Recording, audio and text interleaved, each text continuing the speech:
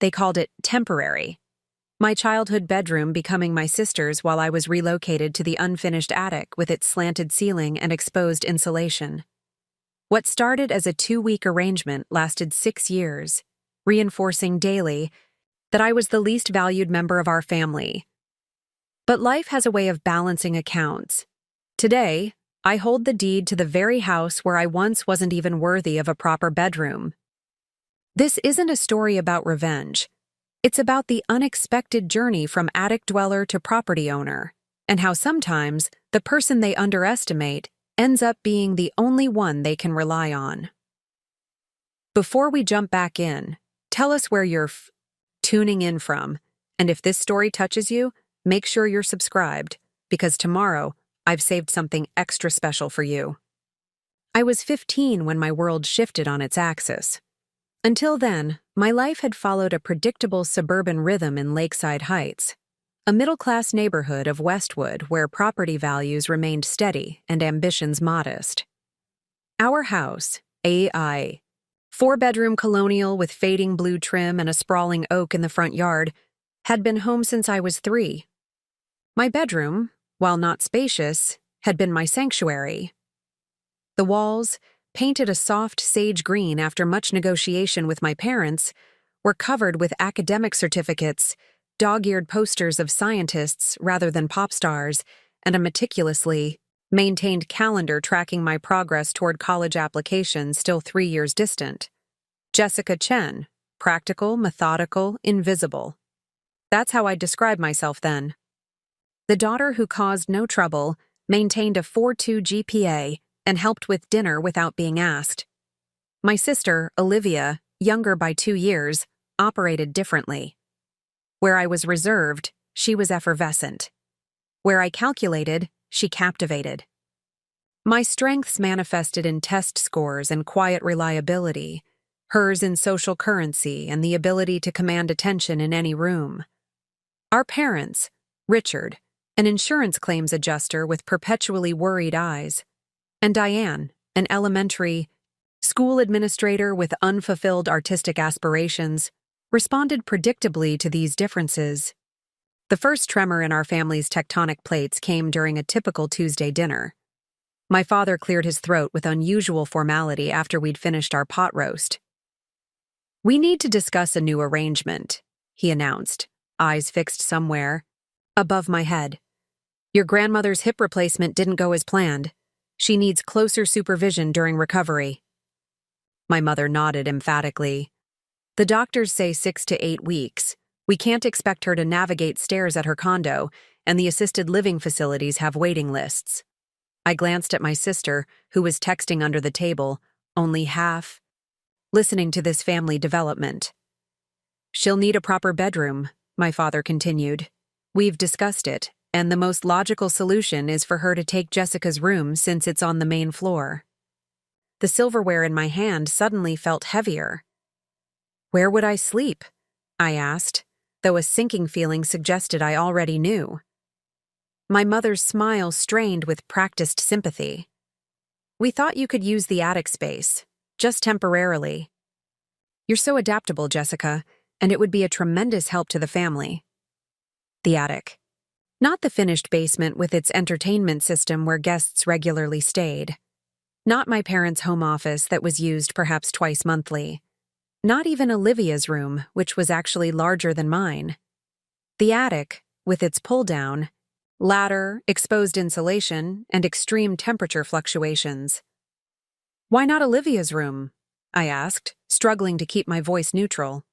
My sister's head snapped up from her phone. "Are you serious? I have friends over all the time. I need my space." "And you have debate team meetings and study groups," my mother interjected smoothly. "The attic would give you privacy for those. We'll make it comfortable, we promise." That weekend became a blur of reluctant reorganization. My belongings migrated upward. Books, clothes, desk, and twin bed all awkwardly arranged around the attic's architectural challenges. My father installed a portable air conditioning unit that made a valiant but insufficient effort against the summer heat. My mother hung curtains over the single dormer window and laid down area rugs over the rough plywood flooring. They spoke encouragingly about cozy and private, while I silently cataloged cramped and isolated.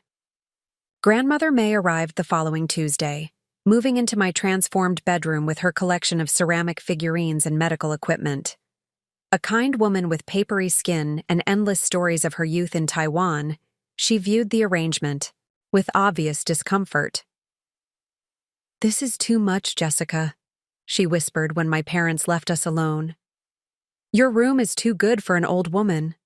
I squeezed her papery hand. "It's temporary, grandmother. The important thing is for you to heal properly."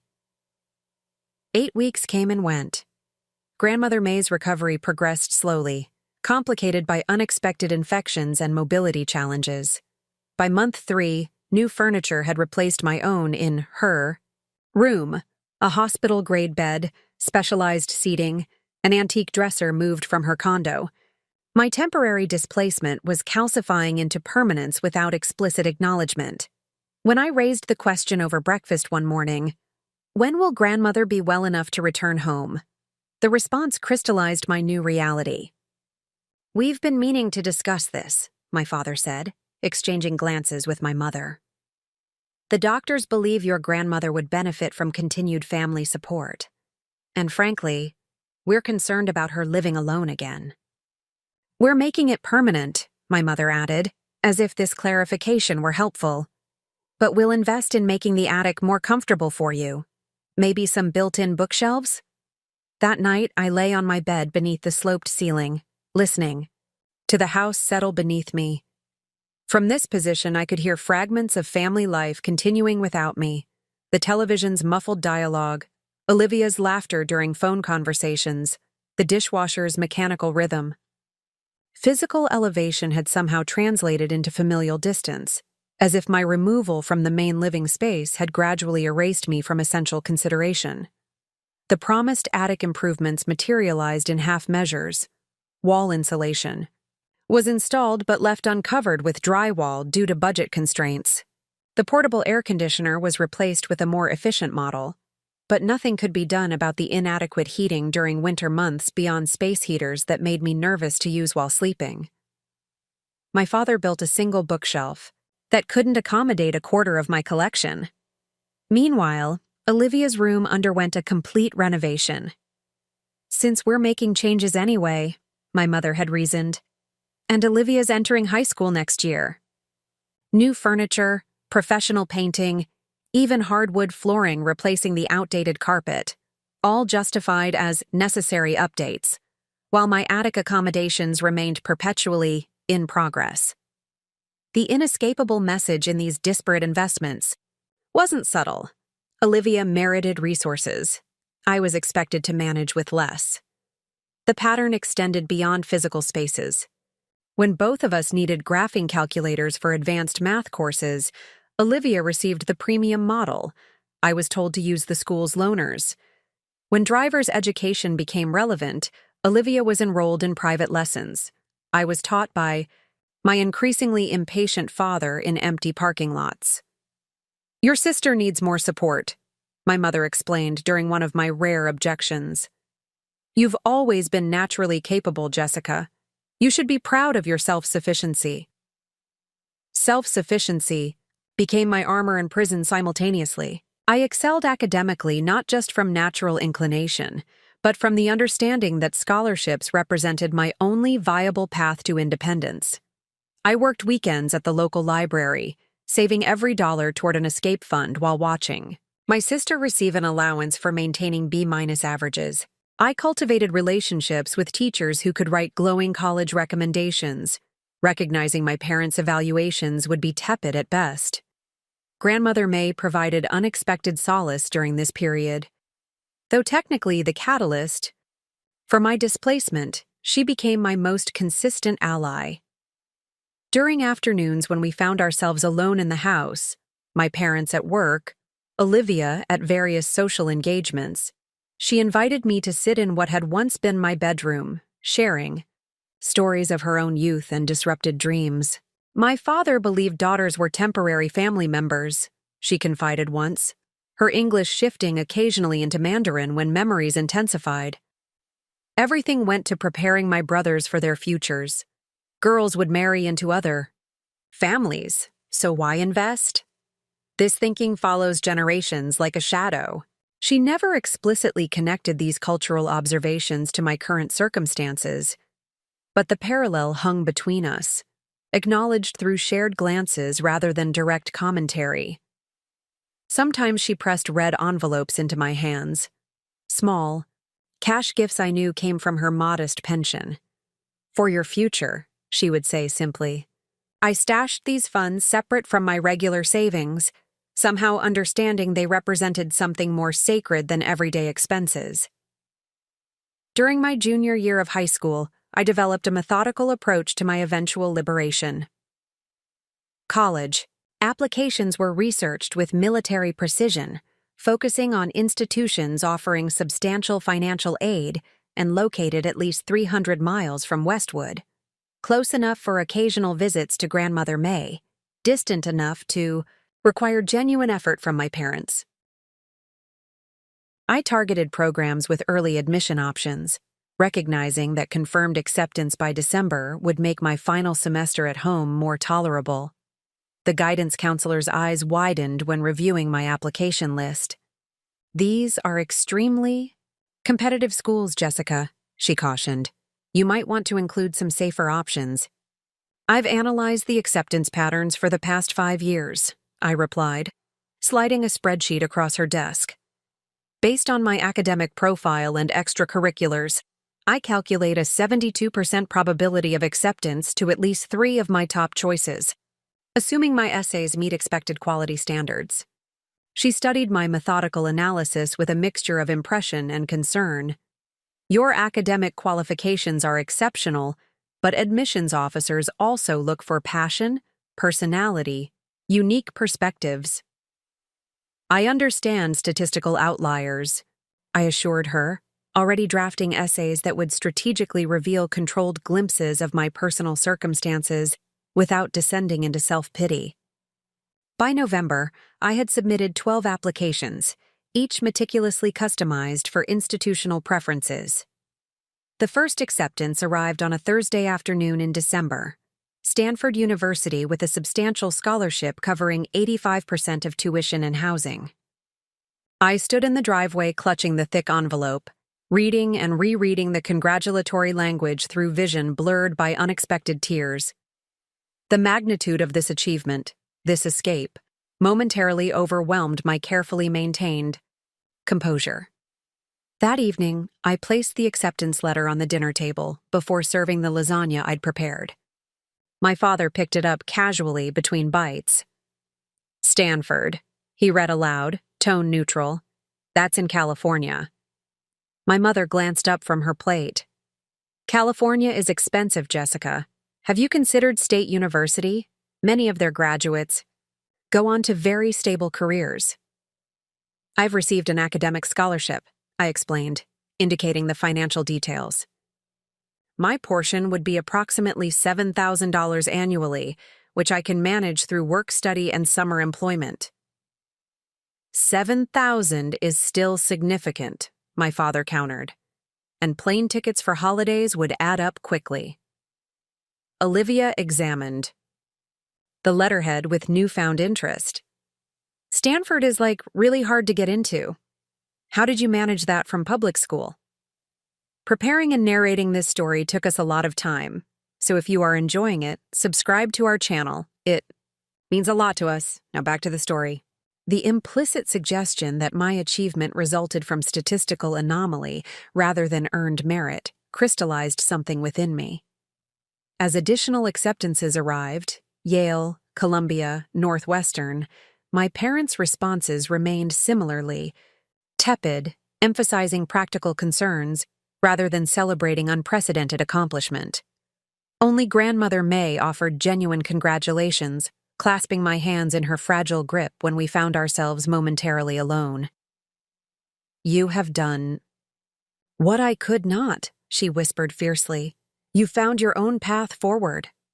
That spring, as my senior year accelerated toward conclusion, I overheard a conversation that permanently altered my perception of family dynamics. I had climbed halfway down the attic ladder, pausing when I heard my name mentioned in the kitchen, below. "We should discuss Jessica's college fund," my father was saying.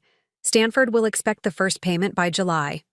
My mother's response came after a brief hesitation. "There isn't much in Jessica's account. We had to redirect most of those funds for Olivia's Riverdale Academy tuition." Riverdale Academy, the prestigious private school where Olivia had transferred, for her junior year after claiming public education was stifling her potential. The shift had been presented as financially manageable through careful budgeting. Now I understood the true nature of that budget adjustment. "Jessica has her scholarship," my father reasoned, "and she's always been resourceful. Olivia needs more structured support to succeed." "Exactly," my mother agreed. "Jessica would manage regardless. It's Olivia who needs the advantages we can provide." I retreated silently up the ladder, a strange calm replacing what should have been outrage. The revelation wasn't shocking, merely confirmation of patterns I'd observed for years. They had redirected my college fund, money presumably set aside, for my future, toward Olivia's high school experience. The inequity wasn't accidental or circumstantial, but deliberately engineered. That night, I made two decisions that would ultimately alter the trajectory of not just my life, but my entire family's future. First, I would accept Stanford's offer without expecting any parental contribution, taking additional loans if necessary. Second, I would maintain precisely enough contact with my family to check on Grandmother May's well-being, but otherwise begin the psychological process of emancipation. The remaining months before graduation passed with mechanical detachment. I maintained academic excellence through habit rather than ambition, worked additional shifts at the library, and responded to my parents' logistical questions about Stanford with minimal information. The growing distance wasn't dramatic enough to trigger confrontation, more a gradual receding, like an outgoing tide, noticeable only through accumulated absence. My graduation ceremony fell on an uncharacteristically cool June morning. From the alphabetically organized rows of seniors, I watched my parents and Olivia arrive 15 minutes late, rushing to find seats while the principal was already midway through opening remarks. Grandmother May wasn't present. Her mobility had declined significantly that spring, making the overcrowded sports field inaccessible for her walker. When they called my name as class valedictorian, the applause felt distant, belonging to a reality I was already leaving behind. My prepared speech, carefully generic to avoid personal revelations, received polite appreciation from assembled families. Afterward, during the traditional cap-tossing celebration, I remained seated, watching my classmates' exuberance with anthropological detachment. "We should celebrate," my father announced as we navigated the parking lot afterward. "Your mother has reservations at Castellanos, the upscale Italian restaurant reserved exclusively for Olivia's achievements. Dance recitals, tennis tournaments, student council election. Its appearance now for my graduation struck me as performative rather than sincere." "Actually," I responded, "I promised to help the library staff with summer reading program set up this afternoon. Perhaps another time." My mother's disappointment seemed genuine, if superficial. "But we've made reservations, Jessica. Surely they can manage without you for one day." "I gave my word," I replied simply, the phrase carrying weight beyond its literal meaning. I had indeed committed to the library that afternoon, but more significantly, I had given my word to myself about the boundaries now necessary for my survival. My father drove me directly to the library, the car thick with unspoken tensions. As I reached for the door handle, he cleared his throat. "We are proud of you, Jessica," he said, the words sounding rehearsed. "You've always been so independent." I paused, one foot already on the pavement. "Yes," I agreed. "I have been." That evening, I began methodically packing my attic room, sorting possessions into categories: essential for Stanford, useful for future apartment, disposable. The process felt less like preparation for college than strategic evacuation, identifying and preserving only what would serve the person I was becoming, rather than commemorating who I had been forced to be. 3 weeks later, I loaded 2 suitcases and a laptop bag into the airport shuttle I'd arranged with my own money, declining my parents' offer to drive me to the terminal. My final conversation with Grandmother May had occurred the previous evening, away from parental oversight. "I will write to you," I promised, holding her increasingly frail hands. "And I will keep your secrets," she responded with unexpected fierceness. From beneath her pillow, she withdrew a final red envelope significantly thicker than previous gifts. "This is everything I have saved since coming to live here. Use it wisely when the time is right." My departure from the family driveway was anticlimactic. Brief hugs, generic well wishes, Olivia's distracted wave as she simultaneously texted friends. No one cried. No dramatic proclamations punctuated the moment. Just a mechanical separation of components that had never properly functioned as a unit. As the shuttle pulled away, I watched the house recede through the rear window, the colonial facade with its fading blue trim, the sprawling oak dropping early August leaves, the small dormer window of the attic barely visible from this angle. I felt no attachment to the structure itself, only a dull recognition that it represented a chapter conclusively ending. What I couldn't possibly know then, watching my childhood home disappear around the corner, was that circumstances would eventually bring me back. Not as the overlooked daughter relegated to attic accommodations, but as the sole person capable of determining the property's fate and, by extension, my family's future security. The complex journey between these points would require 8 years, multiple crises, unexpected allies, and painful reckonings with fundamental questions of obligation and worth. But on that August morning, flying west toward Stanford and a self-determined future, all I felt was the lightness of unshackling from expectations I'd never be able to meet. Being less so, my sister could be more. Requiring less so, others could have abundance. Occupying less space so others could expand. The attic was behind me. Whatever space I occupied next would be earned through my own merit and defended by my own boundaries. Stanford University materialized like a mirage. Terracotta rooftops and sandstone arcades basking in California sunshine. So different from Westwood's perpetual cloud cover. My dormitory, Florence Moore Hall, housed 62 freshmen in single and double rooms with proper windows, functioning heating, and communal spaces designed for academic collaboration. After years in the attic, this standardized housing felt luxurious beyond measure. My roommate, Zoe Michaels, arrived with parents who spent 4 hours arranging her side of our shared space, hanging fairy lights, positioning throw pillows, and repeatedly hugging her with performative distress about their impending separation.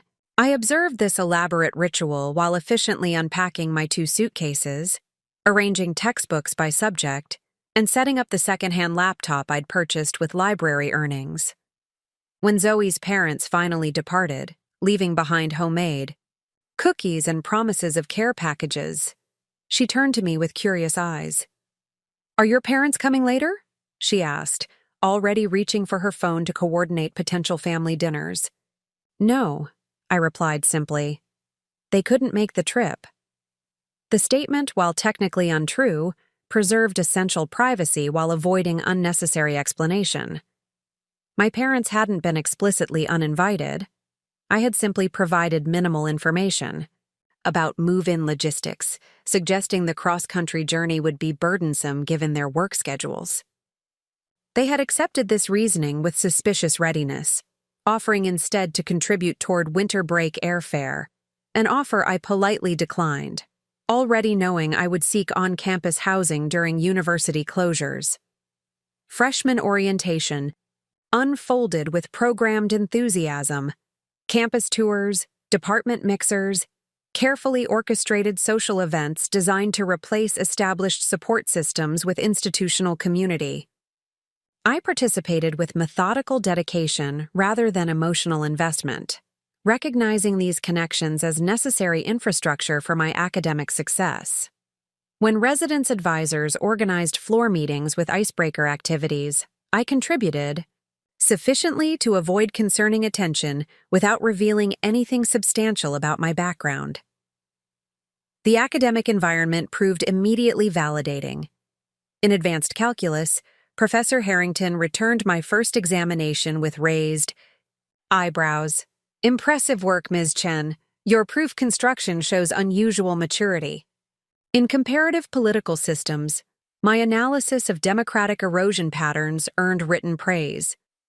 Remarkably nuanced perspective for a freshman.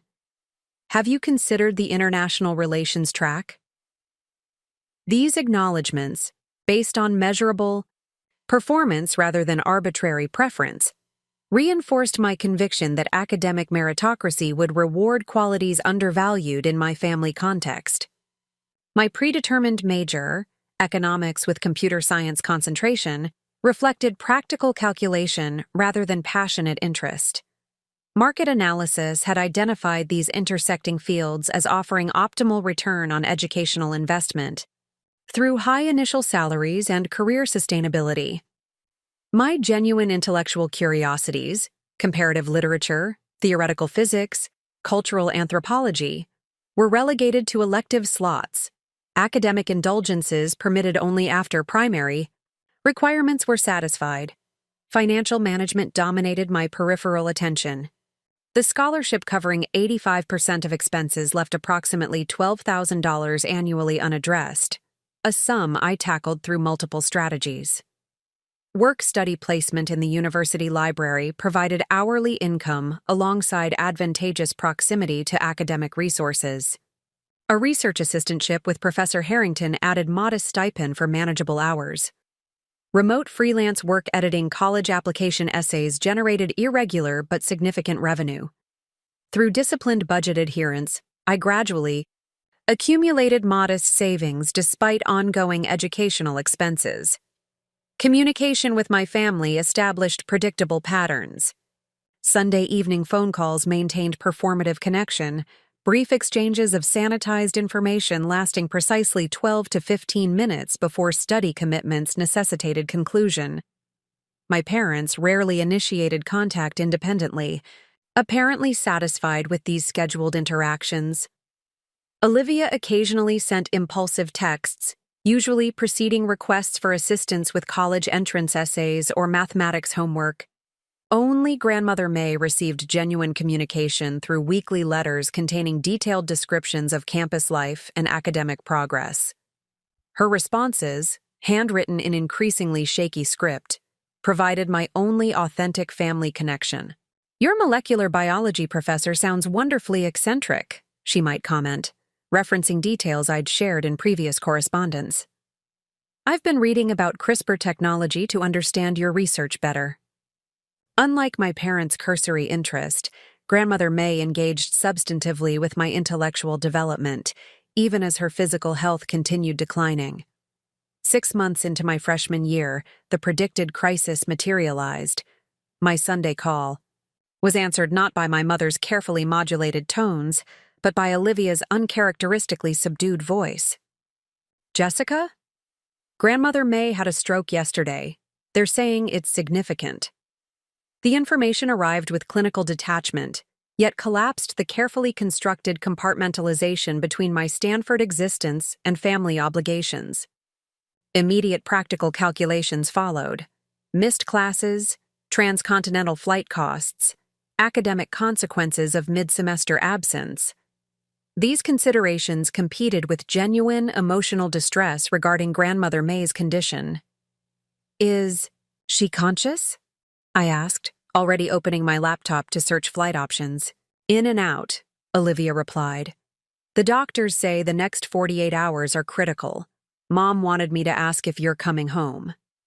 The phrasing, my mother delegating this communication rather than making direct contact, registered peripherally but was filed away for later analysis.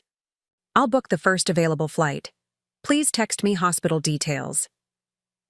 The red-eye from San Francisco to Boston operated at half capacity, allowing me an empty adjacent seat to organize academic contingencies. Emails to professors explaining family emergency. Arrangements with classmates for shared notes. Rescheduling of research assistant responsibilities.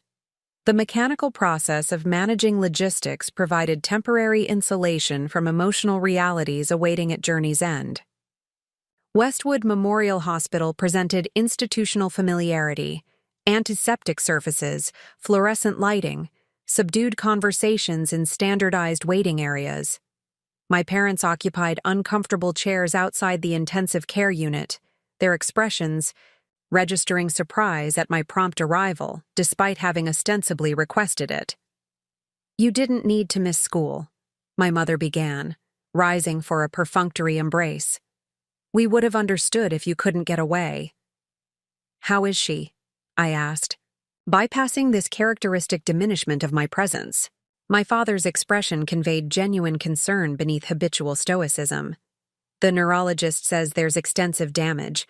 They've managed to stabilize her condition, but recovery prospects are limited." Grandmother May occupied a semi-private room dominated by monitoring equipment that transformed bodily functions into digital readouts and rhythmic tones. Her diminutive form appeared further reduced against institutional bedding, skin translucent beneath harsh lighting. When I gently took her hand, her eyelids fluttered but didn't open.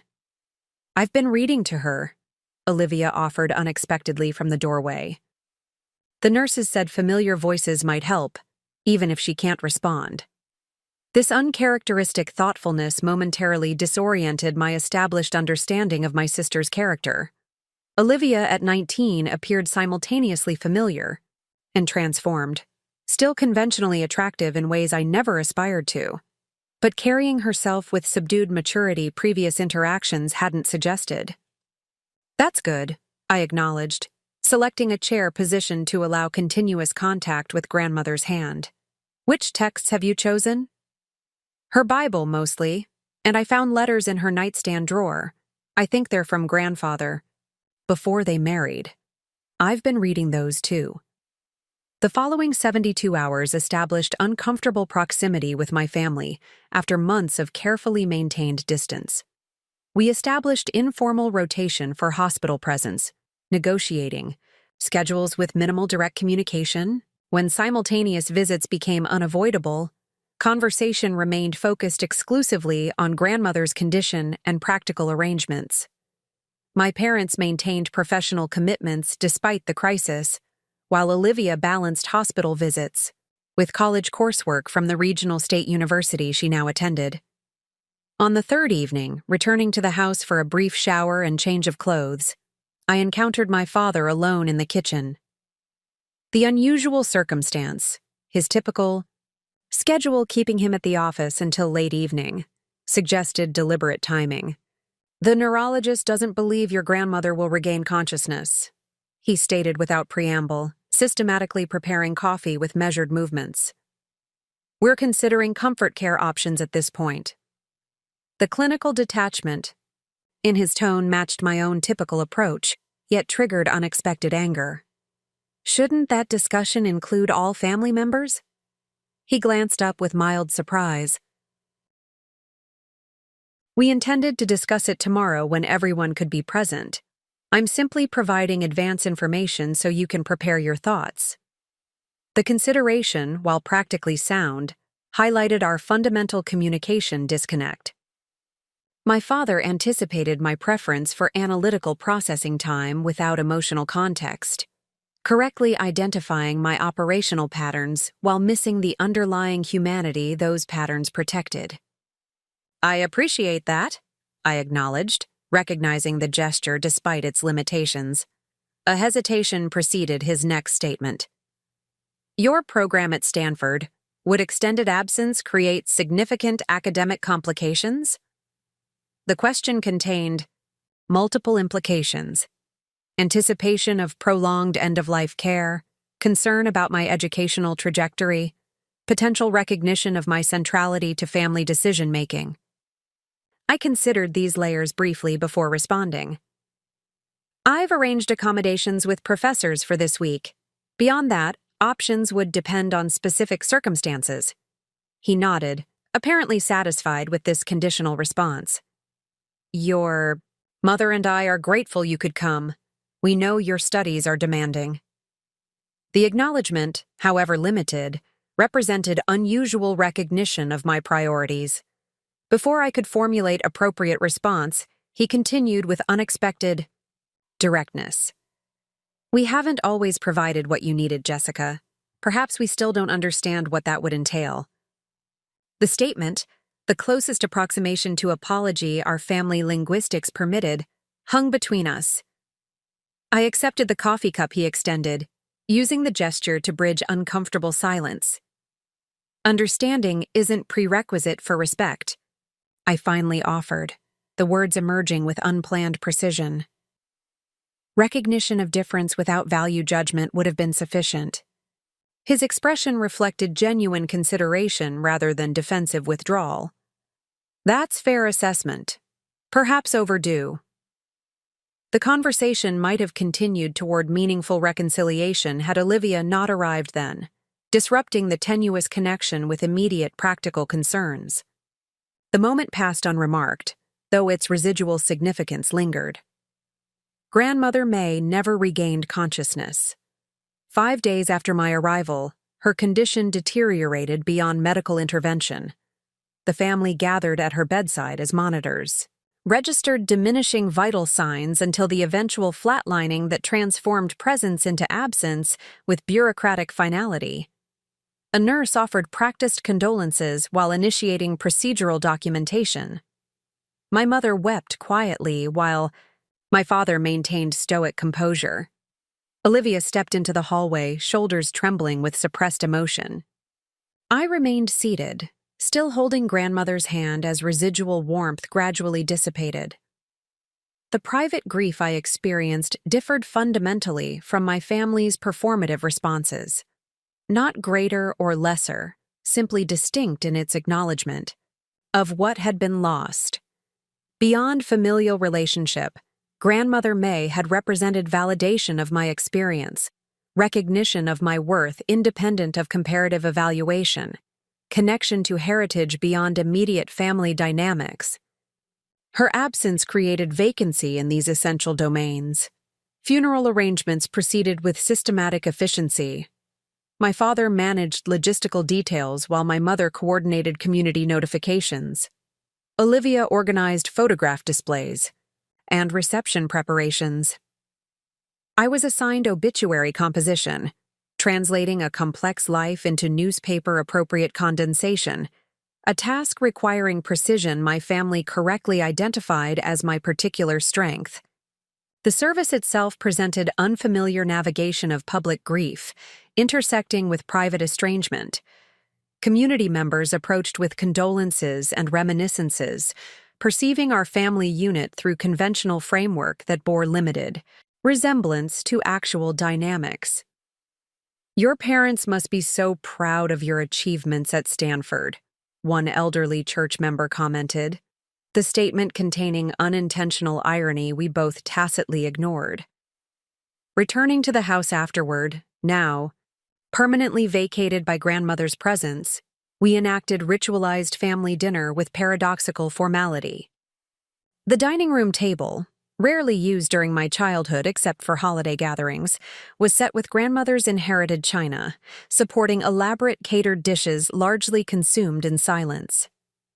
Jessica, my mother eventually began, setting down her water glass with deliberate precision. We should discuss your return schedule to Stanford.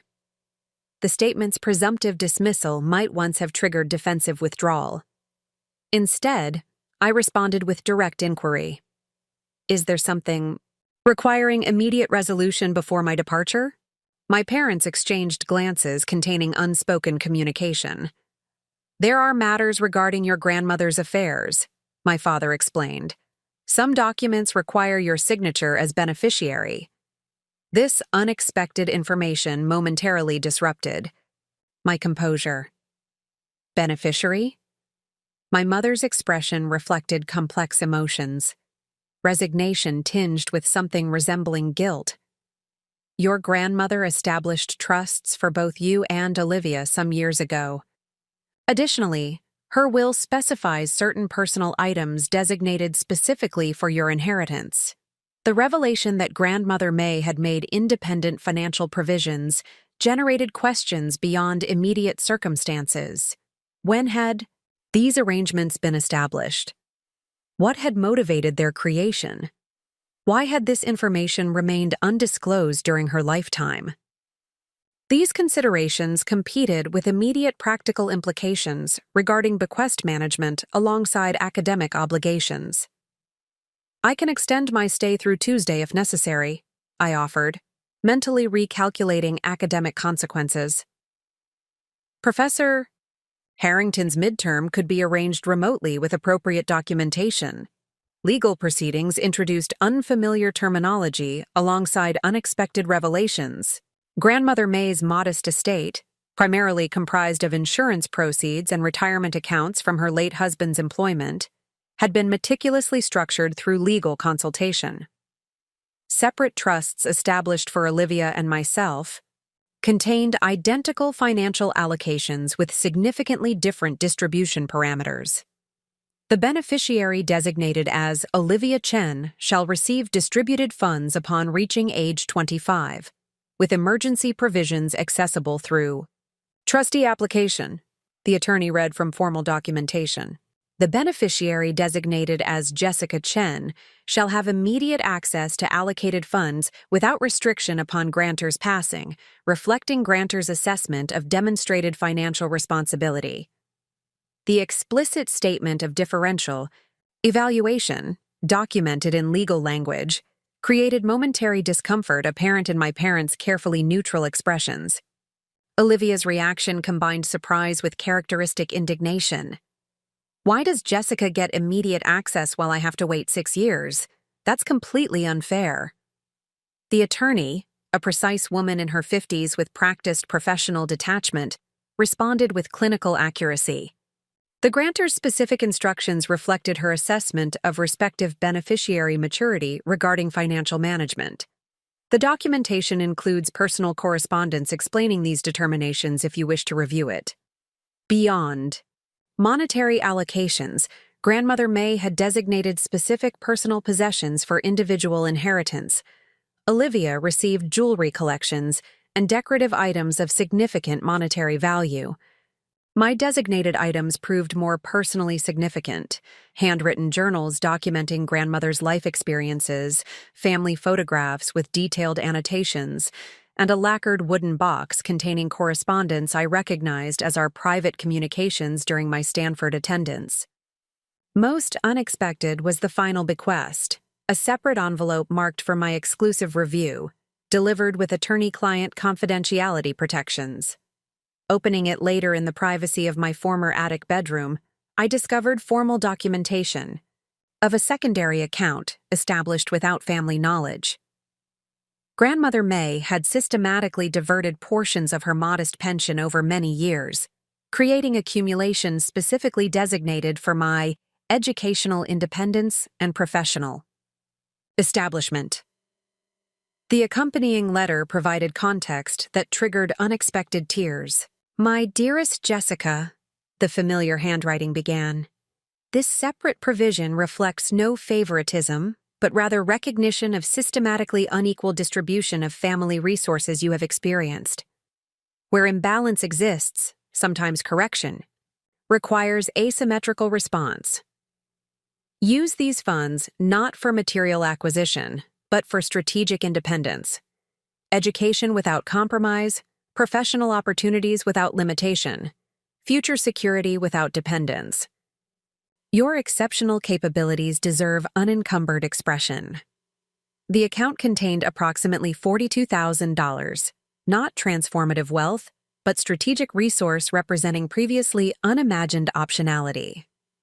Undergraduate completion without additional loans, graduate studies without financial constraint, initial housing security during career establishment.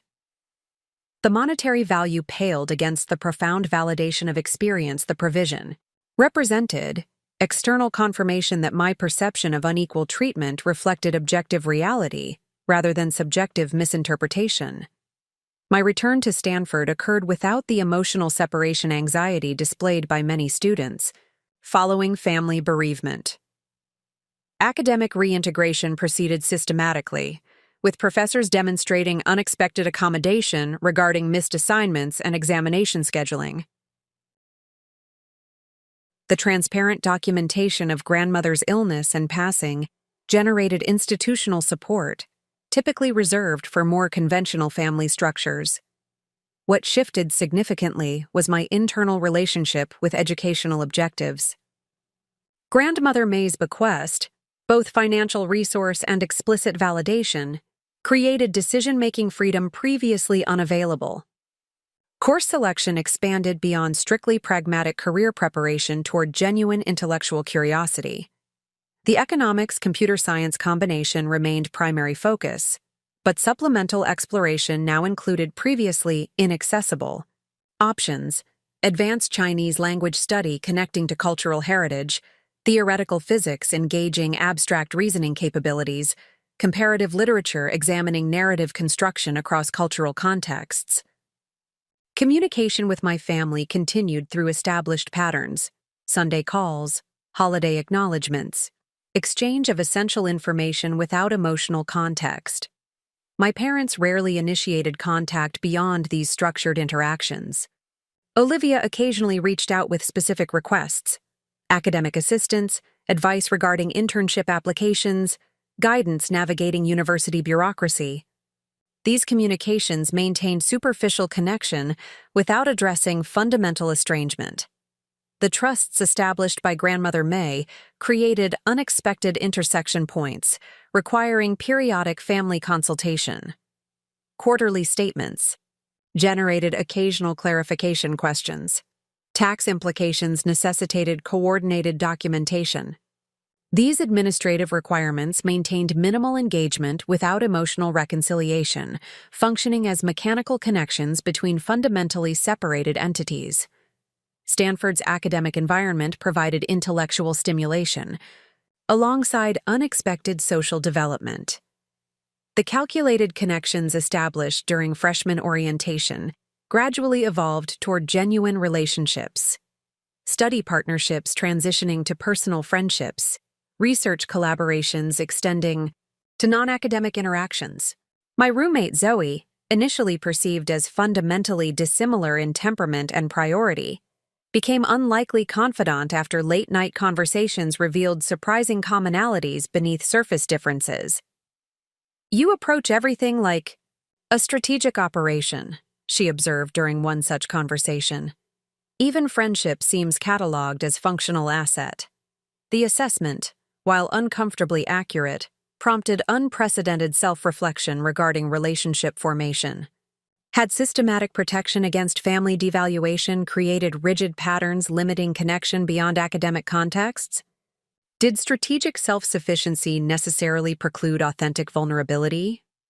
These considerations initiated gradual behavioral adjustments, calculated risks toward incremental openness, experimental relaxation of protective boundaries, selective disclosure of personal history within trusted relationships. Professor Harrington's research assistantship expanded into unofficial mentorship transcending academic guidance. During office hours ostensibly dedicated to differential calculus applications, conversation frequently extended toward professional development and personal philosophy. "Your analytical capabilities are exceptional," he noted during one such session. "But sometimes intuitive leaps require suspending systematic processing. The most elegant mathematical solutions often emerge when we temporarily release structured thinking." This perspective, challenging my fundamental operational approach without dismissing its validity, offered developmental framework distinct from family dynamics that had consistently devalued my natural tendencies. The suggestion that analytical strength could be selectively complemented rather than fundamentally altered represented significant paradigm shift. Junior year brought increased academic specialization alongside expanded independence. The university's cooperative housing program offered single-occupancy apartments with shared community spaces, ideal balance between social integration and personal autonomy. My academic performance had generated merit scholarships, supplementing grandmother's bequest, creating financial security typically unavailable to undergraduate students.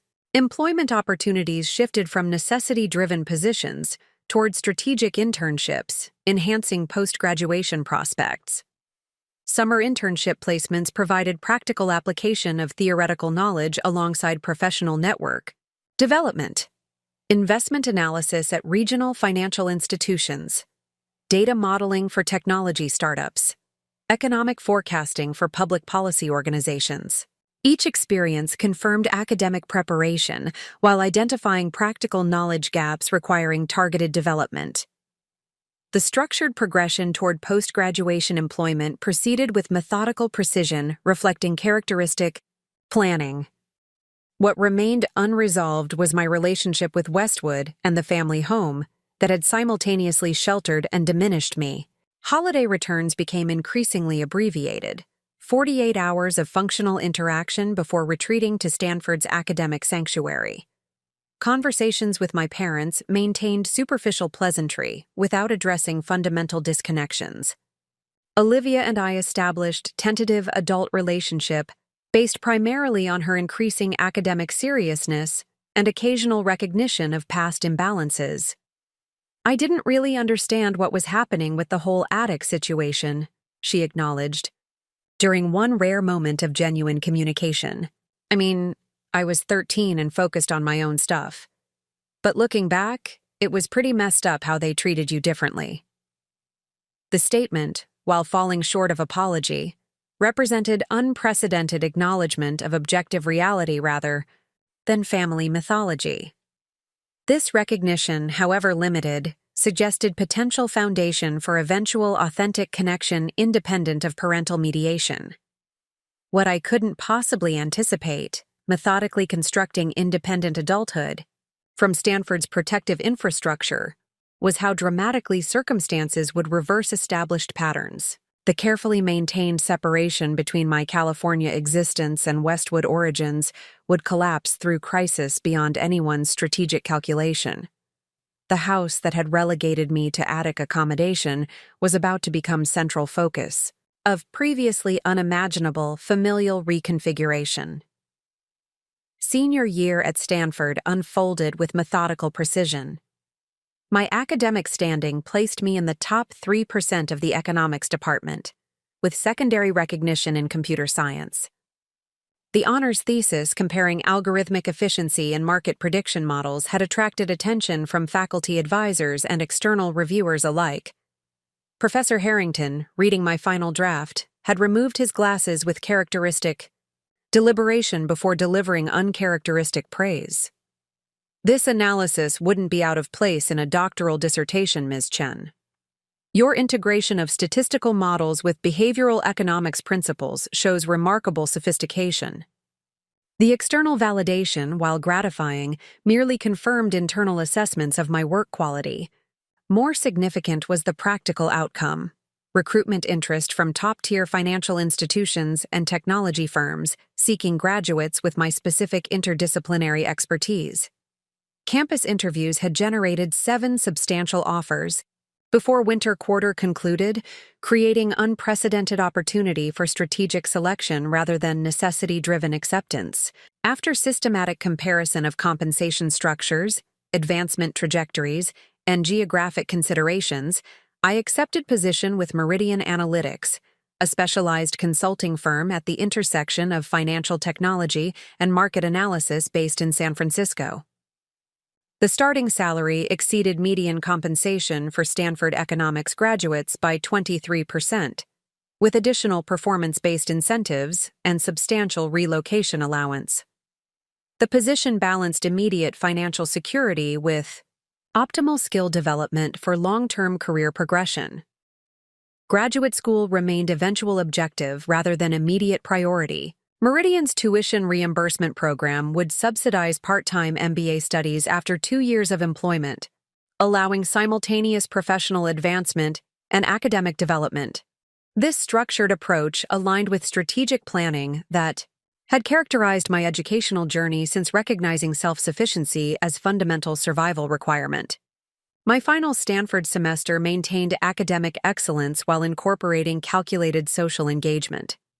The protective isolation that had characterized early university experience had gradually modified through selective trust development with proven individuals.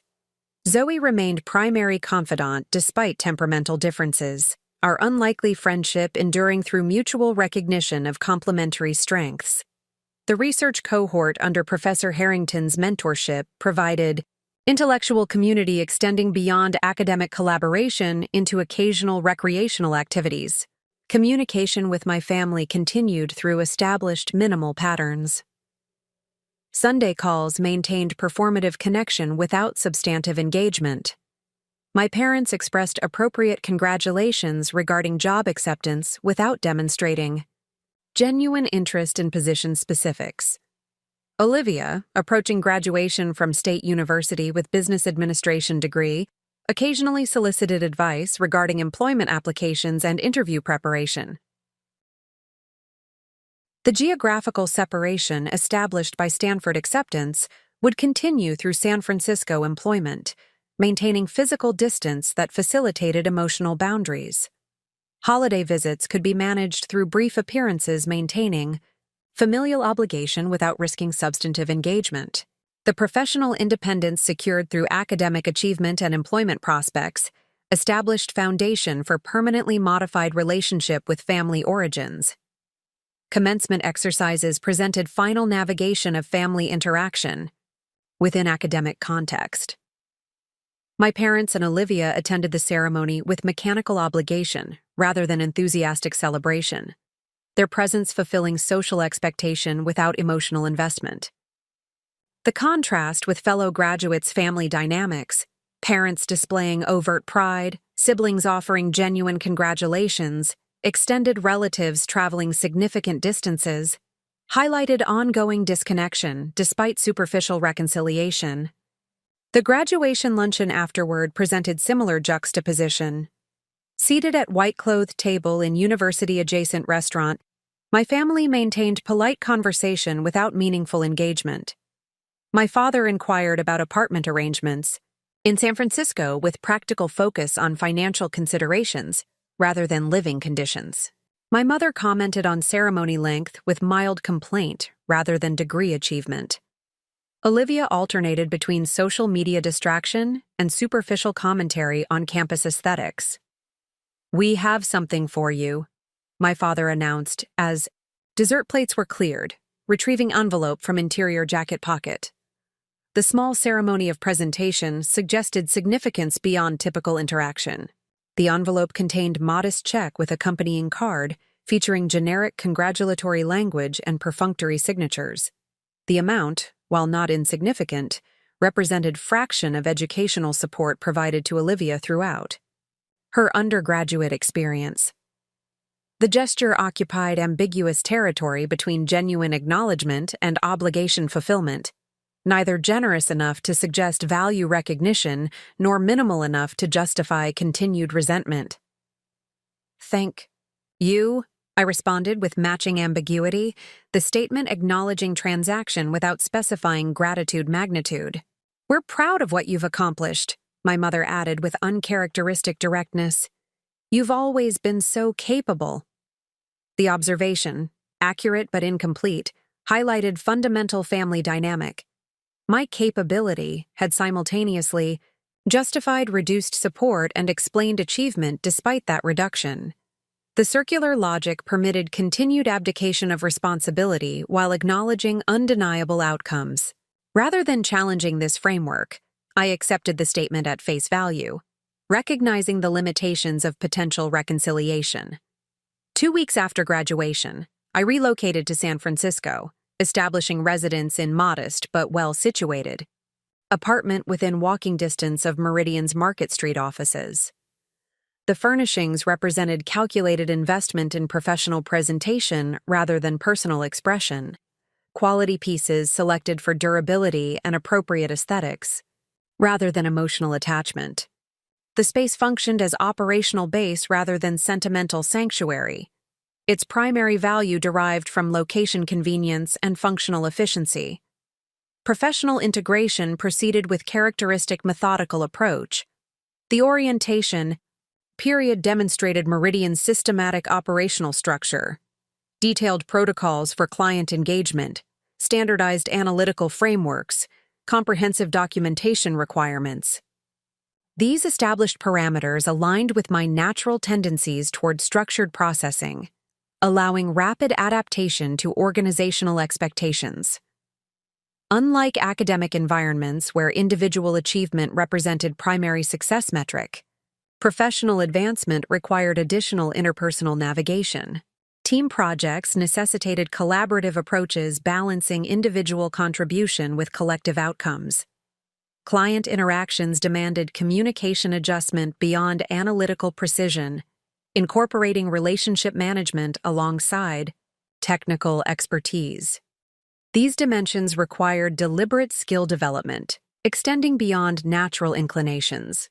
My immediate supervisor, Elaine Tanner, provided unexpected mentorship in these developmental areas. A senior analyst with 15 years industry experience, she combined technical proficiency with exceptional interpersonal capabilities, translating complex analysis into accessible client communication, managing team dynamics with apparent effortlessness, navigating organizational politics with strategic precision. "Your technical skills are exceptional," she observed during my first performance review.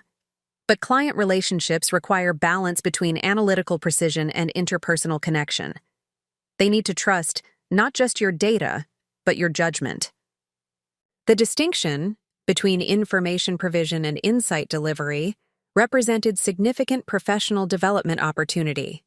While academic excellence had rewarded comprehensive analysis regardless of presentation, professional advancement required selective communication tailored to audience requirements.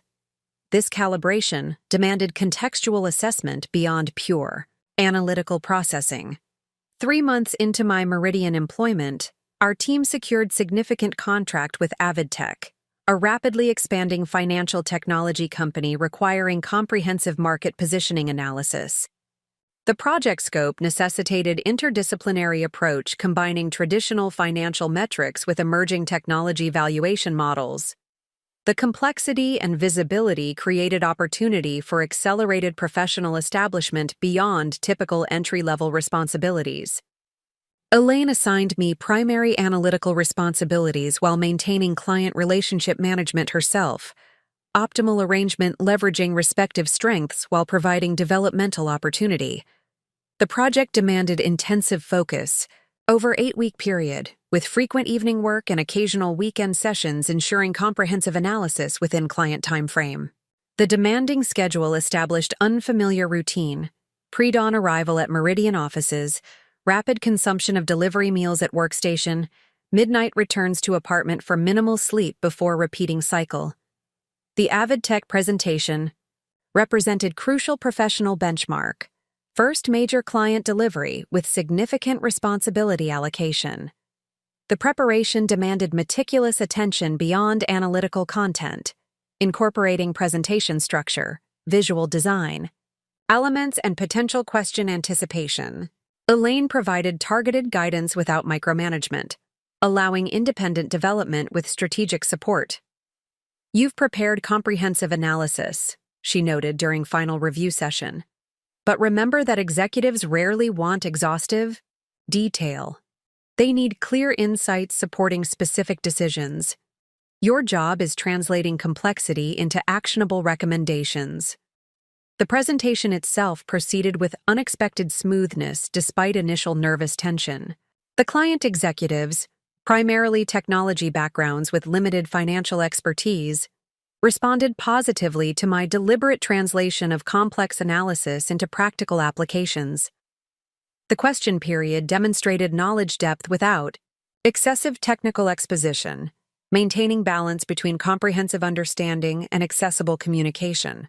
"Impressive work from someone so early in their career," the AvidTech CEO commented afterward. exchanging business cards with specific request for direct contact regarding implementation phases. Your analysis provided clarity we've been missing, despite multiple consultancy engagements. The successful delivery generated immediate professional consequences. Elaine's subsequent performance documentation highlighted exceptional contribution beyond experience level. Internal recognition materialized through assignment to higher-profile projects, typically reserved for mid-level analysts. Compensation. Adjustment arrived through unscheduled bonus allocation, recognizing specific AvidTech contribution. Beyond tangible rewards, the project established important precedent regarding professional identity formation. The demonstrated capability created foundation for career trajectory based on measurable contribution rather than hierarchical progression. This meritocratic environment contrasted sharply with family dynamics that had consistently undervalued demonstrable achievement in favor of preferential allocation. 18 months into Meridian employment, my professional advancement exceeded standard progression metrics. Promotion to senior analyst position had materialized 6 months ahead of typical timeline. Client relationships expanded beyond support. Roles into primary contact status for specialized engagements. Internal recognition included invitation to participate in strategic planning sessions, typically restricted to management levels. Financial security followed professional advancement with corresponding acceleration. The base salary increases combined with performance bonuses created substantial monthly surplus beyond living expenses. Systematic investment strategy distributed. These resources across retirement accounts, market portfolios, and dedicated savings instruments. The accumulated financial foundation represented not just security measure, but fundamental independence assurance, freedom from dependence on institutional or familial support systems. Communication with family remained minimal throughout this period of professional establishment. The quarterly phone calls maintained superficial connection without meaningful engagement. Abbreviated holiday visits satisfied familial obligation while preserving emotional boundaries. Olivia occasionally initiated contact regarding career advice as she navigated early professional challenges, our relationship maintaining cautious cordiality without addressing historical dynamics. The established separation pattern continued with mutual tacit acceptance until unexpected disruption arrived through midweek phone call from my father, unprecedented breach of communication protocol that immediately signaled significant development. "Jessica." His voice carried uncharacteristic tension even through compressed mobile connection. "We have a situation requiring your input. Your mother has been diagnosed with aggressive breast cancer." The information arrived with characteristic directness reflecting family communication patterns, factual delivery without emotional framing. My response matched this established protocol, focusing on practical dimensions rather than emotional reactions. What stage and type? What treatment? Protocol has been recommended? The subsequent conversation provided clinical details alongside practical implications. Stage 2IB invasive ductal carcinoma. Recommended treatment involving surgical intervention followed by chemotherapy and radiation. Prognosis generally positive, with appropriate medical response but requiring significant recovery period with substantial assistance requirements. The immediate concern, my father continued with engineer's systematic approach to problem solving, is managing your mother's absence from work during treatment while addressing additional expenses beyond insurance coverage. The underlying request remained unstated but clearly implied: financial contribution toward medical costs exceeding their preparations, potential assistance with practical support during treatment period. The indirect nature of solicitation reflected complex family dynamic, acknowledgement of my established independence alongside recognition of current success, reluctance to request explicit assistance given historical support patterns. "I'll need to review my schedule regarding potential visits," I responded with deliberate neutrality. "Regarding financial considerations, please forward specific estimates for review." The conversation concluded without emotional expression from either participant, maintaining established communication patterns despite circumstance gravity. After disconnection, however, the practical implications required systematic assessment beyond immediate response. The potential obligations presented multiple consideration dimensions: financial capacity versus appropriate boundaries, familial, obligation versus historical inequity, professional responsibilities versus personal accommodations. Financial analysis represented most straightforward dimension. My current resources could absorb significant medical expense contribution without compromising essential security or investment strategy. The measurable capability created theoretical obligation independent of emotional considerations. This capacity analysis, however, existed separately from appropriate boundary determination regarding historical relationship patterns. Professional. Accommodation presented more complex calculation. Meridian's organizational culture demonstrated reasonable flexibility regarding family medical situations, with established precedents for remote work arrangements and adjusted schedules during immediate crisis periods. The recently established performance record provided leverage for accommodation requests beyond standard protocols. These considerations suggested practical feasibility without definitive obligation. The emotional dimension presented most challenging: assessment. The long-standing family pattern, systematic undervaluation of my needs while expecting disproportionate contribution, created justified hesitation regarding renewed engagement. Historical precedents suggested potential exploitation rather than genuine recalibration. However, complete disengagement during medical crisis potentially represented disproportionate boundary establishment beyond reasonable protective measures. After systematic consideration of interconnected factors, I developed structured response plan balancing multiple considerations. Financial support would be provided through direct payment to medical providers rather than unrestricted funds transfer, establishing assistance without relinquishing control. Professional accommodation would involve strategic schedule adjustment rather than comprehensive availability modification. Personal boundaries would maintain appropriate distance while acknowledging legitimate medical situation. The implementation began with formal communication to my father, outlining specific parameters for engagement.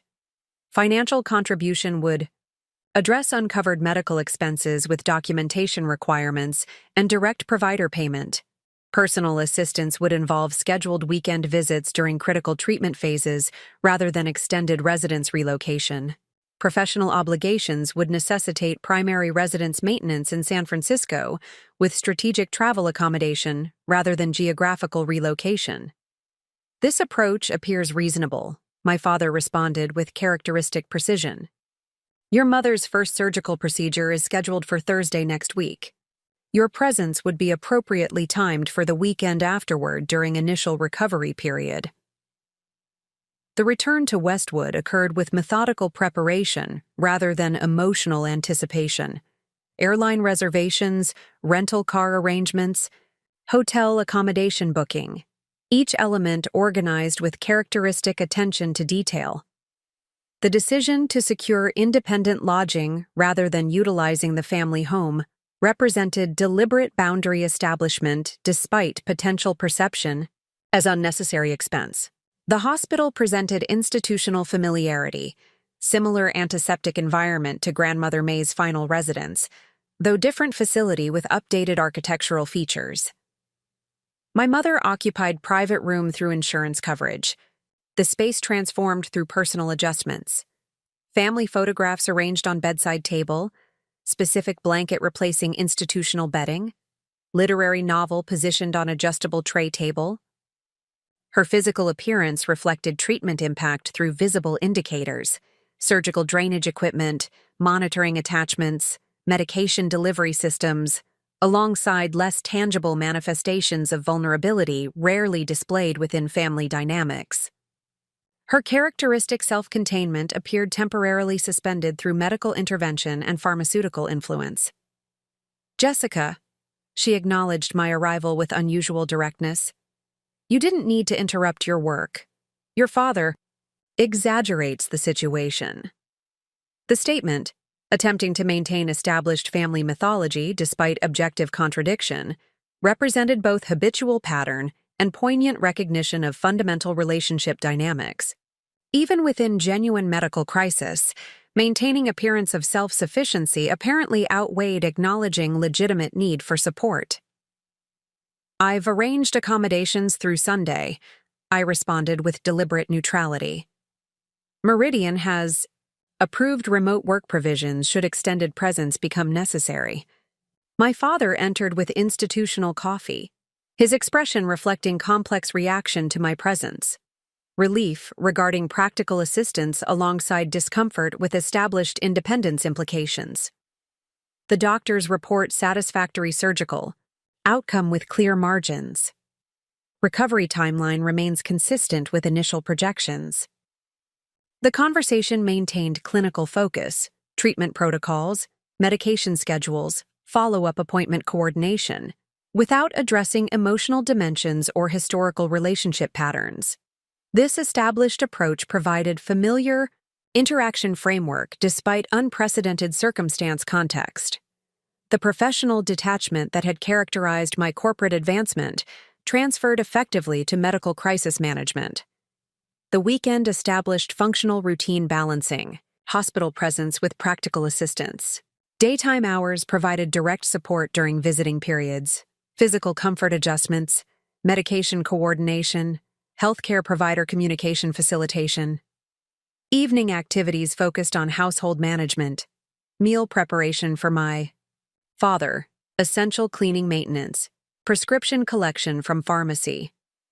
These tangible contributions satisfied obligation requirements without requiring artificial emotional performance beyond genuine capacity. Sunday evening, as departure, preparations commenced. My mother initiated unexpected conversation diverging from established patterns. The pharmaceutical influence perhaps reduced typical inhibitions regarding direct communication, creating temporary transparency window within long-standing opacity. "You've built something impressive," she observed from adjustable hospital bed, gesturing vaguely toward my professional appearance. "I don't think we ever understood what you needed from us." The statement, approaching acknowledgement without achieving apology, represented unprecedented recognition despite limited scope. My response balanced truthful assessment with circumstance-appropriate restraint.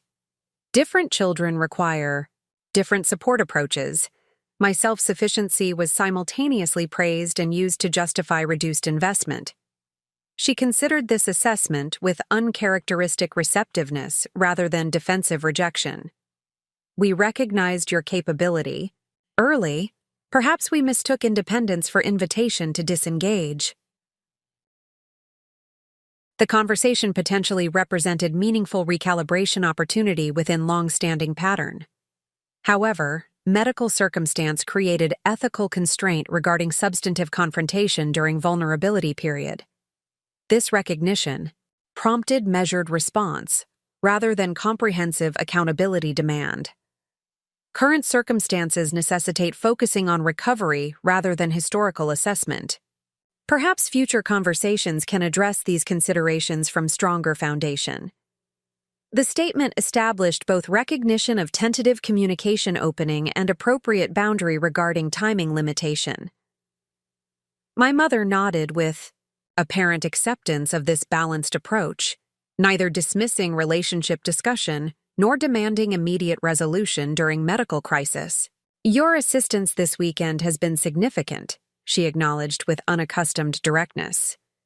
"Your father struggles with practical management despite theoretical capability."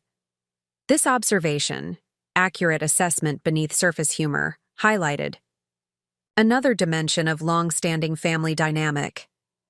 My father's proclaimed practical capability had consistently received deferential acknowledgement despite operational limitations, while my demonstrated competence remained undervalued through habitual pattern rather than objective assessment.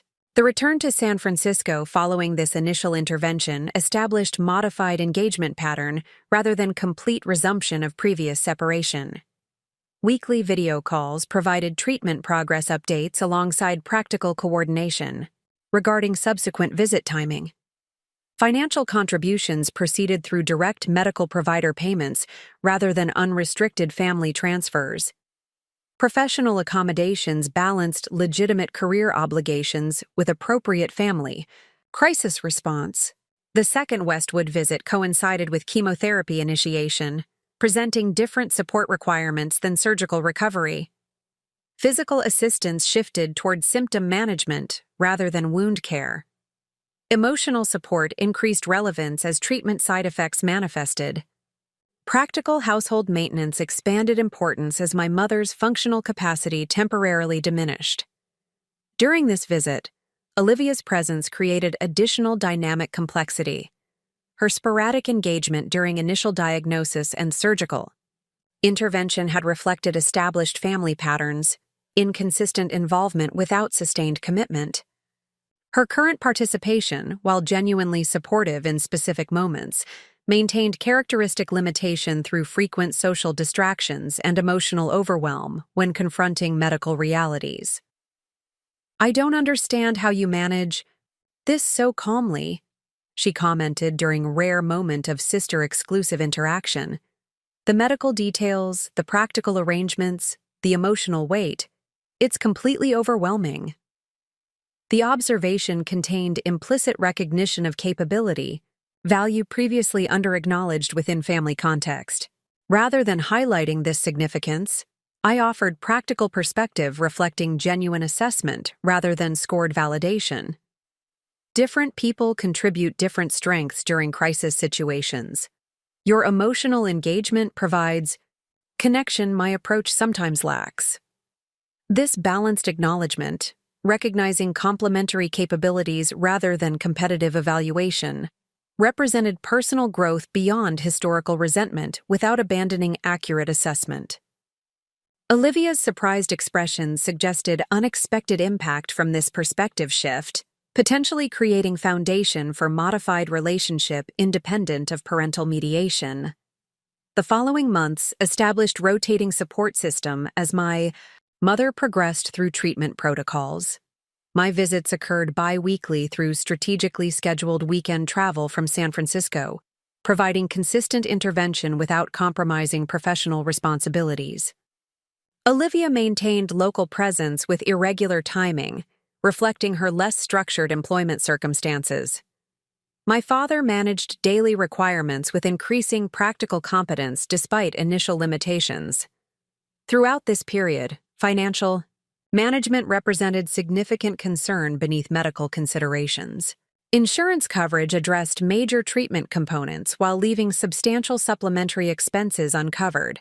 Specialized medications, home care equipment, transportation services, dietary supplements.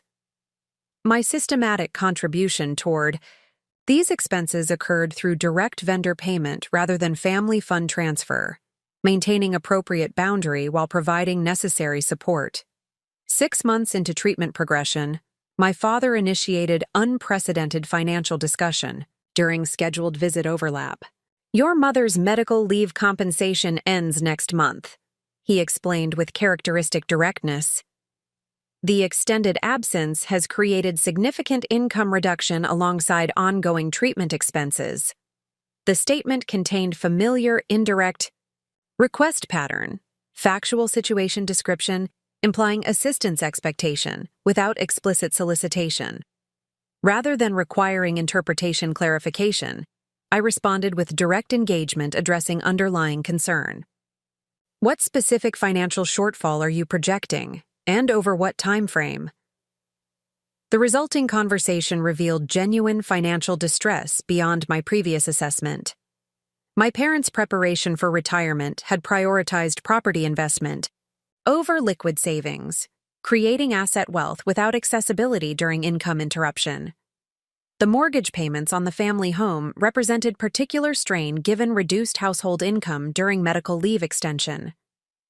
"We're considering property liquidation options," my father acknowledged with reluctant transparency. "The current market conditions aren't optimal, but necessity may override timing preference." The potential home sale represented significant practical and psychological implications. Beyond immediate residence loss, the property represented primary retirement security through accumulated equity. The forced liquidation during market downturn would create long-term financial consequence beyond immediate crisis resolution. This situation presented complex consideration beyond straightforward assistance calculation. Direct financial intervention at sufficient scale to prevent property liquidation would require substantial commitment beyond reasonable boundary establishment. However, complete disengagement from legitimate financial crisis potentially represented disproportionate boundary enforcement given ongoing medical situation.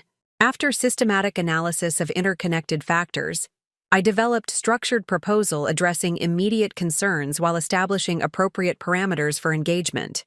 The approach would involve temporary mortgage payment assumption during treatment completion and initial recovery period, defined timeframe with specific termination parameters rather than open-ended commitment.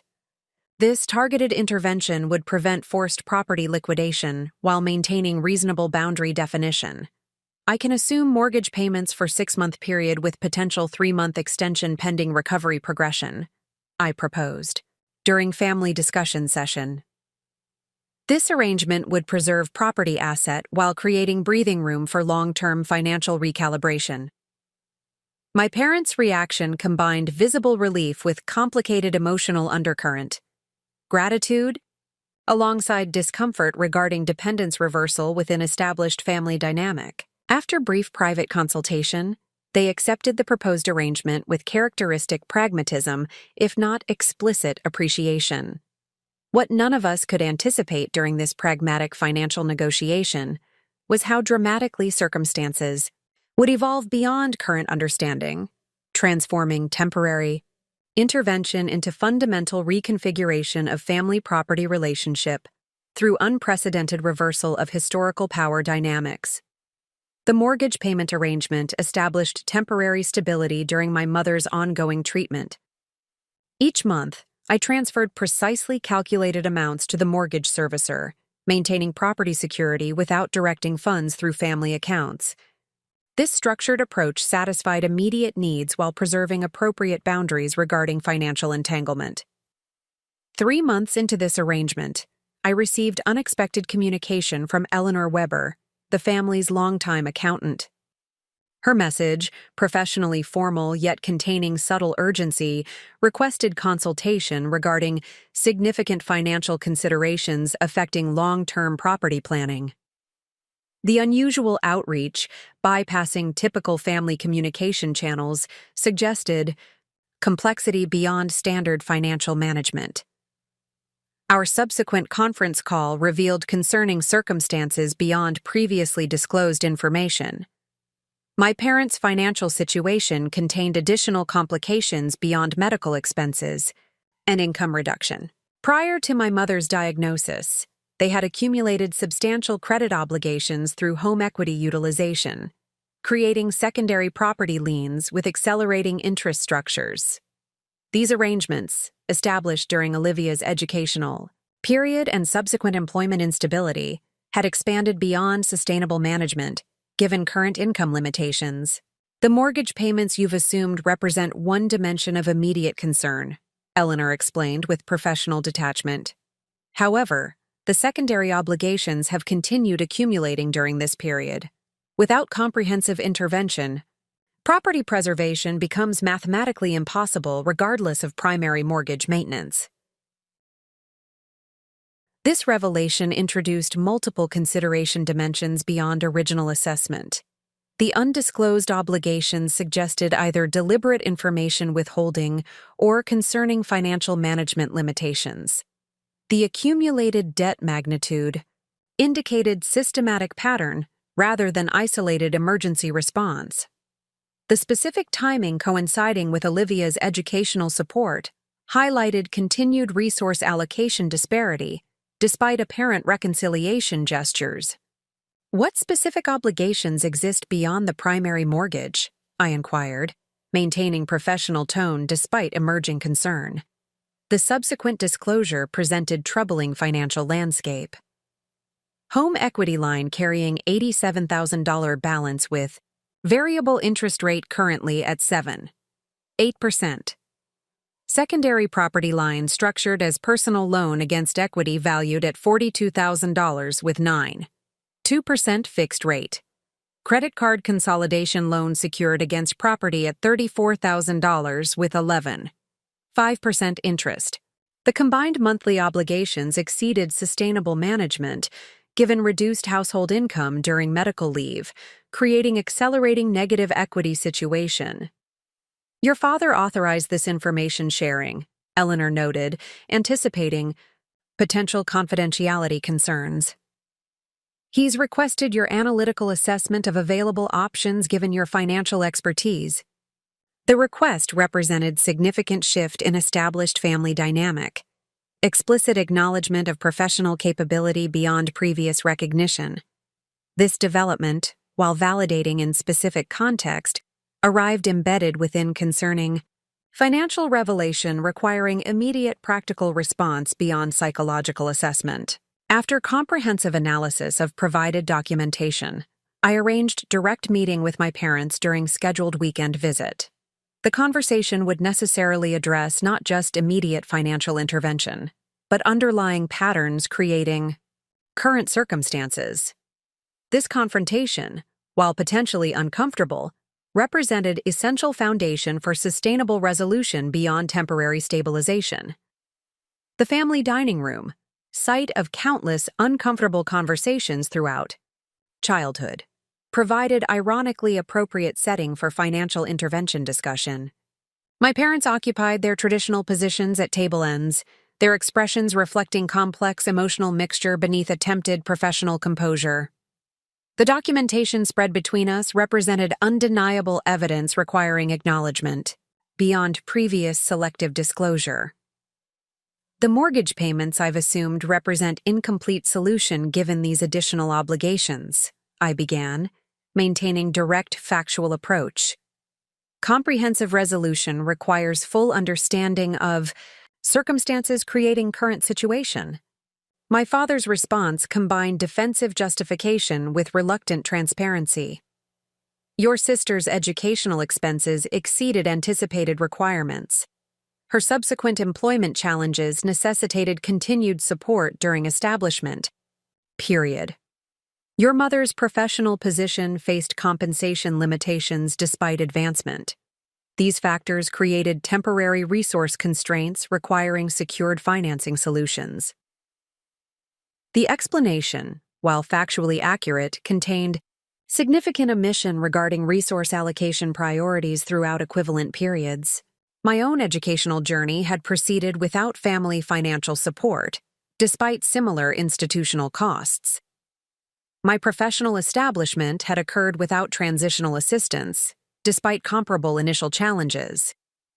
These disparities remained unacknowledged within current explanation framework. The combined obligations exceed sustainable management regardless of individual validity, I noted, returning focus to immediate financial reality rather than historical pattern analysis. Current property value versus accumulated debt creates negative equity projection within 18 months unless significant intervention occurs. My mother, whose treatment had progressed toward completion with positive medical indicators despite ongoing recovery challenges, contributed unexpected perspective to financial discussion. We prioritized poorly, she acknowledged with uncharacteristic directness. The property represented retirement security alongside emotional significance. Leveraging its value for immediate needs compromised both dimensions through short-term thinking. This acknowledgement, approaching accountability without achieving comprehensive recognition, represented significant departure from previous communication patterns. Rather than immediate engagement with this potential relationship development, I maintained focus on practical resolution requirements given situation urgency. 3 primary options exist given current circumstances, I explained, transitioning to solution framework. Property liquidation with downsizing to establish debt-free position. Comprehensive refinancing consolidating all obligations with extended terms. or structured debt assumption with property ownership transfer, reflecting. Financial contribution reality. Each option received detailed analysis presentation, mathematical projections, timeline considerations, long-term implications alongside immediate impact assessment. The property liquidation approach would eliminate debt burden while creating significant lifestyle adjustment through housing transition. The refinancing option would require substantial income reconstruction through my mother's employment resumption, despite ongoing recovery limitations. The ownership transfer approach would involve complex restructuring with legal and tax implications, requiring specialized guidance. My parents listened with uncharacteristic receptiveness, their expressions reflecting genuine consideration rather than defensive rejection. The documented reality limited traditional dismissal options, creating necessary engagement with situation severity, regardless of emotional discomfort. What would ownership transfer specifically entail? My father inquired after extended consideration period. The question suggested preliminary preference toward option preserving current residence despite significant control adjustment implications. The arrangement would involve transferring property deed to my name while establishing residence rights agreement, ensuring continued occupancy regardless of ownership change, I explained. The existing obligations would transfer to my responsibility with accelerated payoff strategy, leveraging my current financial position. The legal structure would protect property from future credit claims while preserving your residential stability. The proposal represented fundamental power dynamic reversal within family structure, formal acknowledgement of financial capability disparities through legal property reassignment. The psychological implications extended beyond practical financial considerations, creating explicit documentation of relationship recalibration through institutional recognition. We need time to consider options, my mother stated after extended silence. This decision affects numerous dimensions beyond immediate financial resolution. The subsequent 2 weeks proceeded without direct communication beyond brief text confirmation of continued deliberation. The extended consideration period reflected appropriate recognition of decision significance rather than problematic delay tactics. During this interval, I consulted specialized legal counsel regarding structured property transfer protocols, ensuring comprehensive understanding of potential arrangement implications before formal implementation discussion. My father's eventual response came through formal email rather than typical phone communication, the format suggesting deliberate documentation preference regarding significant decision. After extensive consideration of available options, we believe the ownership transfer approach represents most sustainable resolution given current circumstances. Please arrange appropriate legal consultation for formal implementation discussion during your next scheduled visit. The communication's formal tone reflected situation gravity alongside potential emotional complexity beneath practical acknowledgement. The decision represented unprecedented recognition of established independence alongside explicit dependence acknowledgement, complex psychological recalibration beyond financial arrangement technicalities. The implementation process occurred through structured phases, ensuring comprehensive protection for all involved parties. Initial legal consultation established specific transfer parameters, deed reassignment with residency covenant ensuring continued occupancy rights regardless of future property decisions. Financial obligation consolidation transferred accumulated debt responsibility under my management with accelerated payoff strategy leveraging current income capacity. Tax implication planning minimized transfer consequences through appropriate structure utilization within regulatory frameworks. Throughout this technical implementation, unaddressed emotional dimensions remained largely unacknowledged through mutual tacit agreement. The formal property transfer represented significant psychological recalibration whose implications extended beyond legal documentation. The power dynamic reversal, parent dependence upon child's financial intervention, contradicted fundamental family mythology regarding capability assessment and support direction.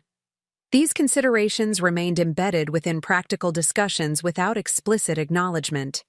6 weeks following initial discussion, the property transfer received formal completion through legal documentation filing with appropriate governmental authorities.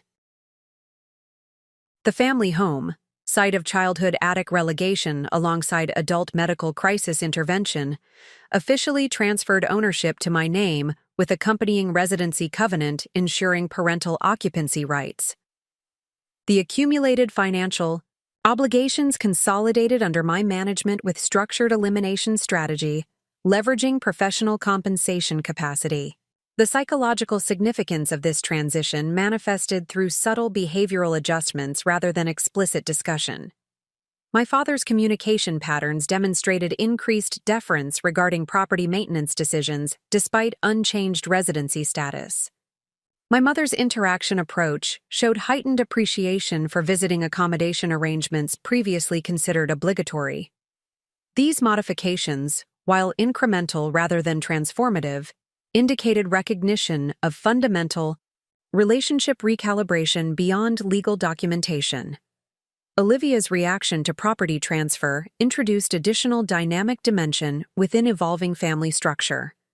Her initial response combined surprise with characteristic self-reference, concern regarding inheritance implications alongside residence availability during her occasional financial instability periods.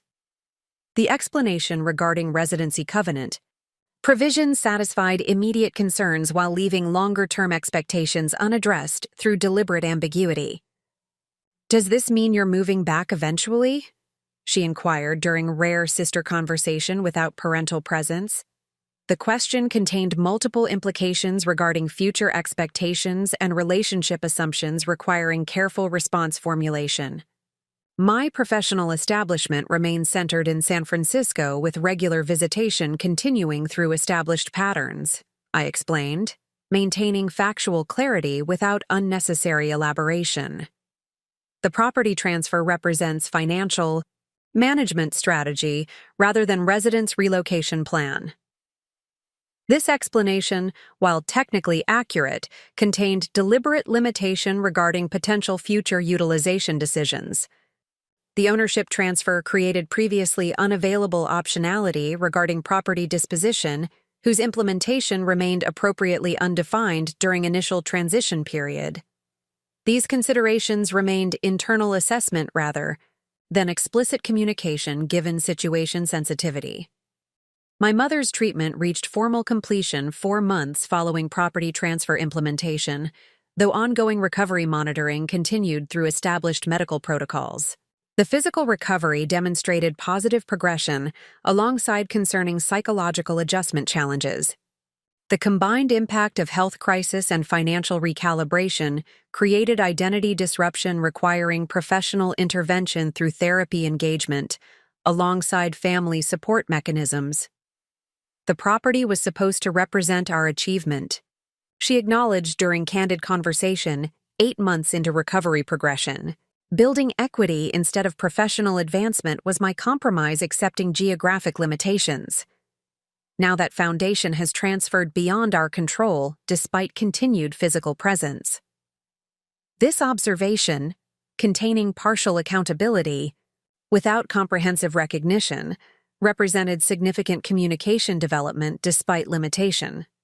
The acknowledgement of property investment as compensation mechanism for career sacrifice indicated self-awareness previously unarticulated within family discussions. This perspective insight, while belated regarding decision modification opportunity, provided valuable context for relationship understanding beyond practical arrangements. The property remains your residence with guaranteed continuation through legal covenant, I reminded her, addressing practical concern beneath psychological adjustment.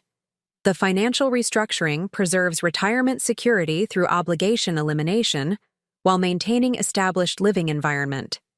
This response, while factually accurate, deliberately avoided engaging deeper psychological implications requiring extended processing beyond immediate reassurance capacity.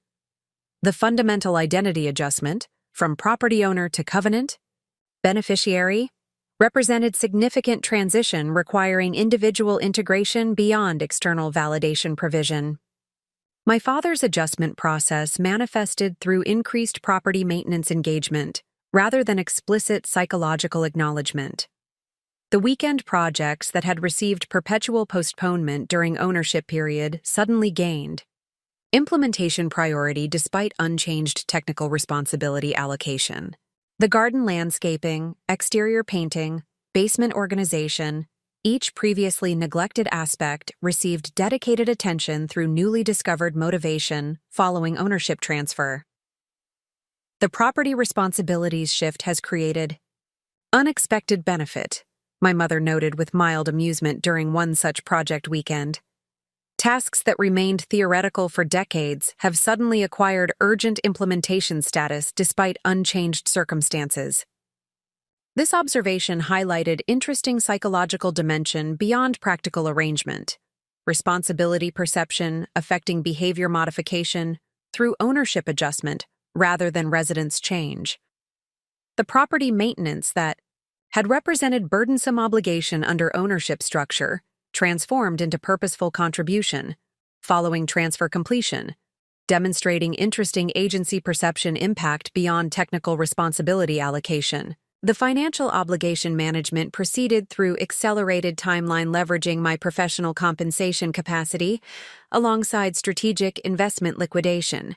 The high-interest secondary obligations received priority elimination through immediate payment, reducing ongoing expense burden while improving long-term financial projection. The primary mortgage underwent refinancing utilizing my superior credit position, reducing interest rate while maintaining consistent payment structure for stability preservation. These technical adjustments occurred through direct management, without requiring parental engagement beyond documentation authorization. 9 months following implementation, the property financial situation demonstrated significant improvement through statistical measurement. The negative equity projection had reversed through obligation reduction combined with modest market appreciation. The monthly expense burden had decreased 27% through interest rate improvement and secondary debt elimination. The long-term financial trajectory indicated potential mortgage retirement within 7 years through accelerated payment strategy, creating expense reduction facilitating retirement security despite previous planning limitations.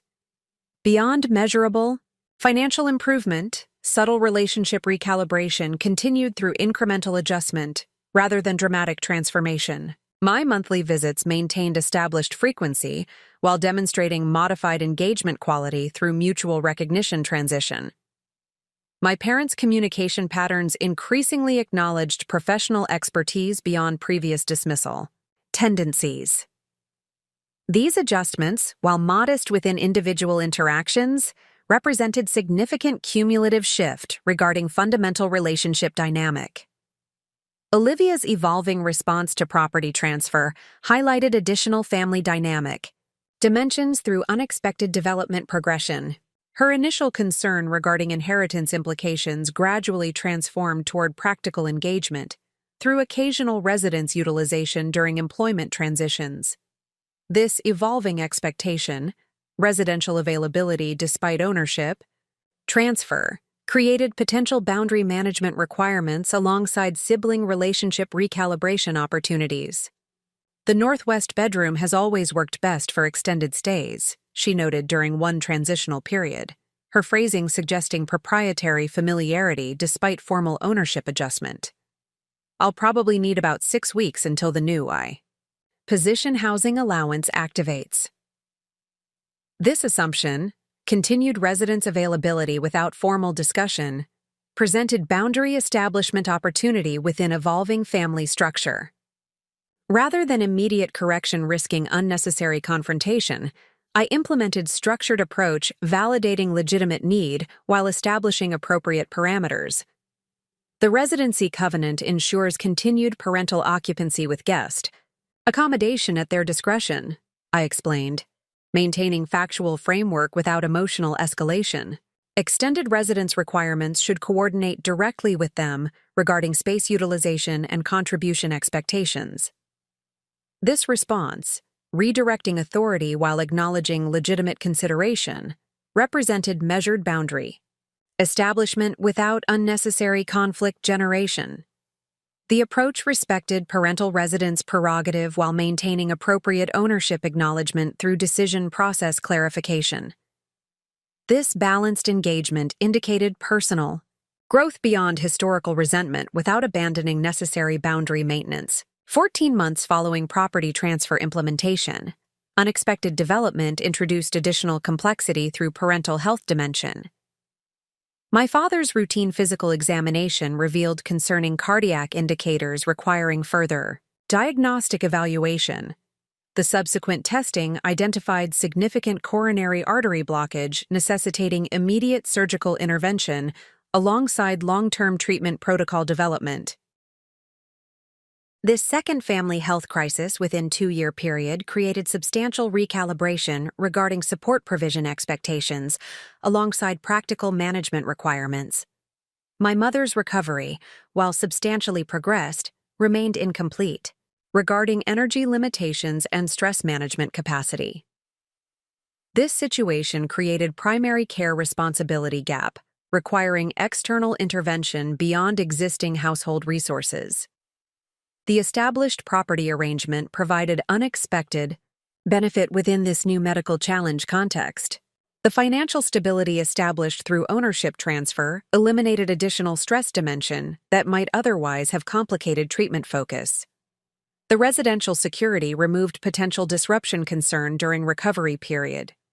These practical benefits demonstrated arrangement value beyond original financial restructuring objective.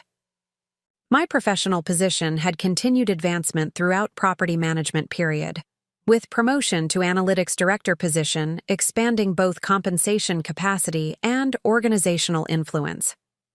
This development created increased flexibility regarding remote work arrangement potential during family emergency periods, alongside improved financial capacity for medical intervention support.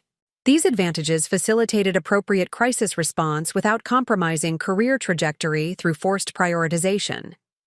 The cardiac treatment protocol established 6-week recovery period requiring substantial assistance beyond my mother's capability given her own ongoing health considerations. This situation necessitated temporary residence relocation to provide appropriate support during critical recovery phase. The arrangement required significant professional accommodation through remote work implementation alongside geographical adjustment from established San Francisco residents. I can arrange extended presence during initial recovery period, I informed my parents following medical consultation. Meridian has approved 6-week remote work implementation with periodic office return requirements. This arrangement provides consistent support presence while maintaining professional responsibilities. The temporary relocation to Westwood created unprecedented circumstance. Extended residence within property I now legally owned, yet had never occupied as primary resident. The psychological dimension of this arrangement, returning to childhood. Environment with fundamentally altered authority relationship, presented interesting adjustment requirement beyond practical support provision. My initial accommodation arrangement involved hotel utilization, maintaining separation between support provision and residential integration. This approach preserved appropriate boundaries while ensuring necessary proximity for medical assistance purposes. However, practical limitations regarding extended hotel residence alongside logical efficiency considerations eventually necessitated temporary relocation to family residence, despite potential boundary complication implications. The bedroom selection presented interesting psychological consideration within this temporary arrangement. My childhood room remained permanently converted to grandmother's accommodation, despite her passing years earlier. The attic space, site of teenage relegation, remained technically available though impractical for extended occupation given structural limitations. The guest room presented most logical accommodation, despite its historical utilization primarily for Olivia's friends during high school period. The selected accommodation, guest room with private bathroom access, established appropriate separation within shared residence while facilitating necessary support provision. The arrangement included clearly defined duration parameters preventing indefinite extension through explicit termination timeline linked to recovery progression milestones. These structured boundaries maintained appropriate distinction between temporary assistance provision and permanent residence regression. 6 weeks extended to 8 through medical recommendation regarding recovery progression, though significant improvement permitted graduated responsibility reduction throughout this extended period. My father's physical rehabilitation demonstrated consistent advancement despite initial limitations, creating increasing independence capacity alongside ongoing assistance requirements. My mother's supportive capability gradually increased through energy management improvement, allowing greater responsibility assumption as recovery progressed. Throughout this extended residence period, interesting property relationship dynamics emerged through subtle interaction patterns. Despite legal ownership transfer, psychological adjustment regarding authority expectations demonstrated inconsistent progression through contradictory behavioral indicators. Occasional parental directions regarding household management continued, despite formal ownership reassignment, revealing ingrained relationship patterns requiring conscious modification beyond legal documentation. These moments created opportunity for measured boundary reinforcement through respectful clarification rather than confrontational correction. "I've scheduled maintenance service for the heating system on Thursday," my father announced during dinner discussion, the phrasing suggesting continuing decision authority despite formal transfer completion. "Thank you for identifying the maintenance requirement," I responded, acknowledging contribution while subtly reframing authority relationship. "Please coordinate convenient scheduling with the service provider given your residence presence." This approach, validating legitimate input while maintaining appropriate authority framework, represented balanced engagement developing mutual respect without unnecessary conflict generation.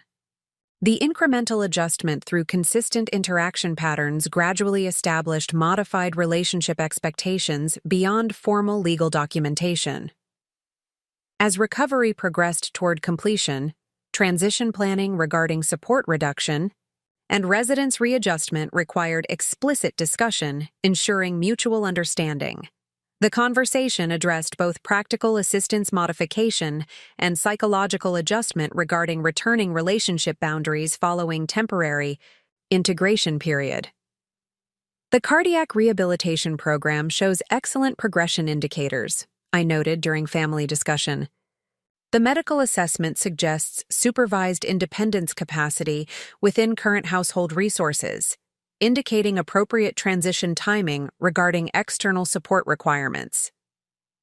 This framing, focusing on medical assessment rather than personal preference, provided objective foundation for transition discussion beyond subjective determination potential. The approach maintained supportive engagement while facilitating necessary separation reestablishment through structured regression planning. My return to San Francisco following extended Westwood residence created unexpected emotional response. Despite logical progression through established planning, the psychological readjustment transitioning between these environments, from childhood context with modified authority relationship returning to independent professional identity, required conscious integration beyond practical relocation. Mechanics. The property ownership combined with geographic separation established interesting responsibility balance, requiring ongoing management through structured systems rather than direct oversight. The maintenance requirements, tax obligations, insurance considerations. Each dimension necessitated delegation framework, ensuring appropriate attention without constant personal involvement. These arrangements developed through collaborative implementation rather than unilateral imposition, creating mutual investment despite formal authority reassignment. 22 months following original property transfer, the financial restructuring demonstrated significant achievement through measurable metrics. The negative equity situation had reversed completely through accelerated debt reduction combined with modest market appreciation. The monthly obligation burden had decreased 42% through strategic payment application alongside interest rate improvement. The projected timeline indicated potential mortgage elimination within 5 years rather than original 7-year estimation, creating improved retirement security outlook despite previous planning limitations. Beyond financial improvement, the psychological relationship adjustment demonstrated meaningful though incomplete progression through modified interaction patterns. My parents increasingly acknowledged ownership transition through consultation, regarding significant property decisions despite occasional reversion to previous authority assumptions. These adjustments, while imperfect within individual interactions, represented substantial cumulative shift regarding fundamental relationship perceptions. The property transfer that had originated through financial necessity had evolved toward broader meaning beyond practical arrangement, tangible representation of family dynamic recalibration through modified responsibility allocation. The home, that had originally relegated me to attic accommodation, now legally existed under my ownership with guaranteed parental residency protection. Profound role reversal containing both practical security provision and symbolic relationship redefinition, beyond verbal acknowledgement capacity. This arrangement, while unconventional through traditional family structure assessment, provided uniquely balanced resolution addressing multiple dimension requirements. The financial security prevented catastrophic consequence from medical crisis intervention while preserving residential stability. The legal protection ensured continued appropriate housing despite income limitation during retirement transition. The psychological recalibration formalized changing capability recognition beyond theoretical acknowledgement through institutional documentation. The journey from attic occupant to property owner represented more than simple financial transaction or practical housing arrangement. It embodied fundamental recognition transition regarding capability assessment and contribution value beyond traditional family role assumptions. This evolution, while emerging through crisis necessity rather than voluntary recalibration, nevertheless created meaningful adjustment regarding historical treatment patterns through undeniable circumstance, evidence rather than theoretical acknowledgement. What once represented physical manifestation of hierarchical family valuation, bedroom relegation demonstrating explicit priority assignment, had transformed through circumstance progression and deliberate response into formal documentation of capability recognition and essential contribution beyond traditional expectation frameworks.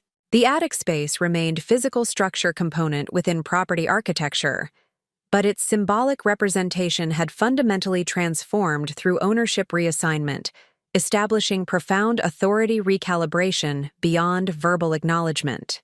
Capacity. 3 years into property ownership, I initiated comprehensive assessment regarding long-term utilization strategy.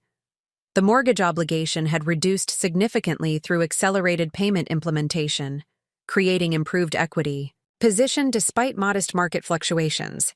The property maintenance had received necessary attention through systematic addressing of previously neglected requirements. The residential stability had maintained consistent support for parental health recovery alongside retirement transition. Planning. This established stability created opportunity for strategic consideration beyond immediate necessity response. The property, while fundamentally sound through basic structural integrity, contained numerous outdated elements limiting both comfort and potential valuation. The original kitchen featured 1980s appliances with declining functionality alongside inefficient layout reflecting outdated usage patterns. The bathroom fixtures demonstrated similar age-related limitations through water efficiency concerns and aesthetic considerations. The energy systems, heating, cooling, insulation, represented significant improvement opportunity through modern technology implementation. These considerations extended beyond cosmetic preference toward practical investment assessment. The property represented significant component within overall financial portfolio, justifying appropriate maintenance allocation alongside strategic improvement implementation. The renovation investment would enhance both current residence quality and potential future valuation, regardless of eventual disposition decision. This balanced approach acknowledged dual purpose, providing improved living conditions for current occupants while enhancing asset quality within investment framework. Professional consultation provided comprehensive assessment regarding renovation priorities and associated investment requirements. The kitchen redesign represented most significant single improvement opportunity through functional enhancement, alongside energy efficiency implementation. The bathroom modernization offered substantial quality of life improvement through accessibility features supporting aging-in-place considerations. The energy system upgrades, including roof insulation, HVAC replacement, and window modernization, provided both immediate comfort enhancement and ongoing operational cost reduction.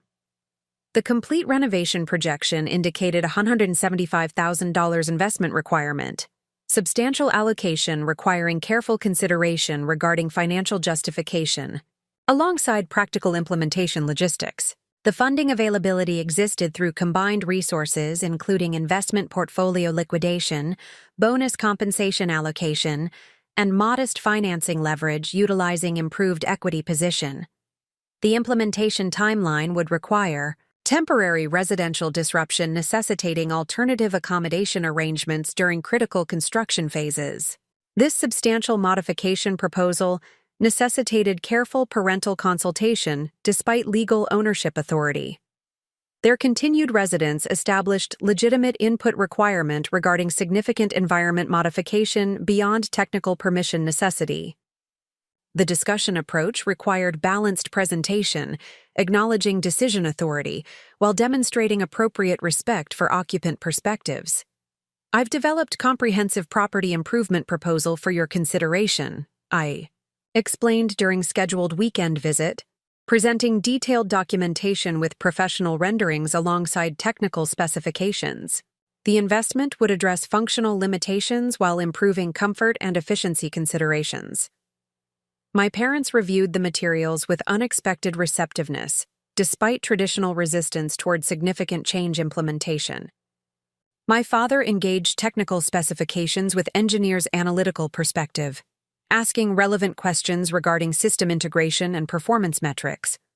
My mother focused practical implementation considerations alongside aesthetic elements, demonstrating unexpected design preferences beyond previous expression opportunity.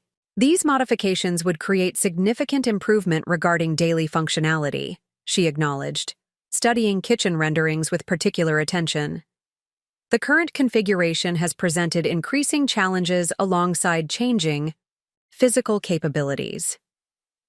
This acknowledgement, recognizing age-related adaptation requirements without directly referencing medical recovery implications, represented important communication development beyond previous limitation patterns.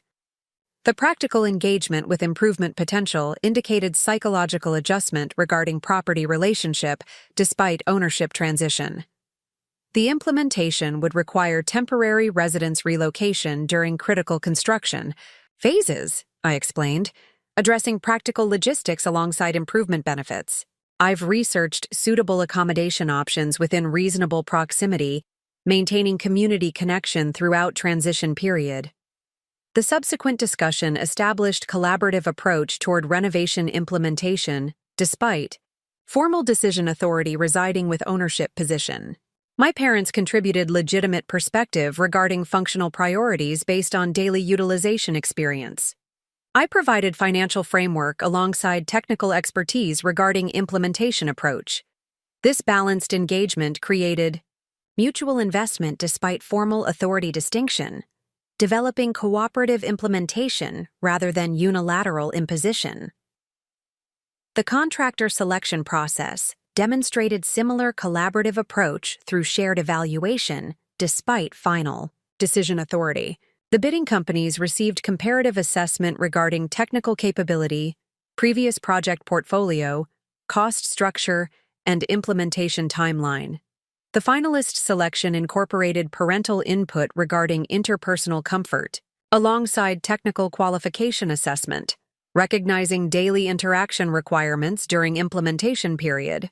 This inclusive approach maintained appropriate authority recognition while demonstrating occupant consideration beyond technical permission requirement.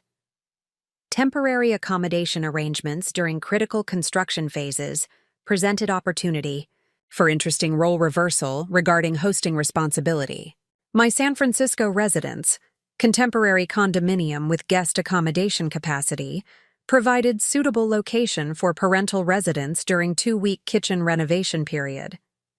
This arrangement created unprecedented situation. Parents visiting child's established residence for extended duration, rather than traditional visitation direction. Your space is quite impressive, my mother acknowledged upon arrival, observing contemporary design elements alongside functional efficiency within limited urban footprint. The location amenities provide interesting contrast with Westwood residential patterns. The observation contained genuine appreciation alongside subtle comparison regarding lifestyle variation between established professional environment and traditional suburban context. The 2-week cohabitation period provided unique perspective, opportunity regarding daily routine patterns and interaction approaches within neutral territory beyond historical family environment. The professional demands during this hosting period created interesting navigation requirement balancing work responsibilities alongside visitor accommodation. My director position involved periodic emergency response requirement alongside scheduled meeting obligations, creating occasional prioritization challenges during parental visitation. These situations necessitated direct communication regarding temporary unavailability during critical professional engagement, boundary establishment that might have presented difficulty within traditional family dynamic but received reasonable accommodation within current relationship evolution. Up next, you've got 2 more standout stories right on your screen. If this one hit the mark, you won't want to pass these up. Just click and check them out, and don't forget to subscribe. And turn on the notification bell so you don't miss any upload from us.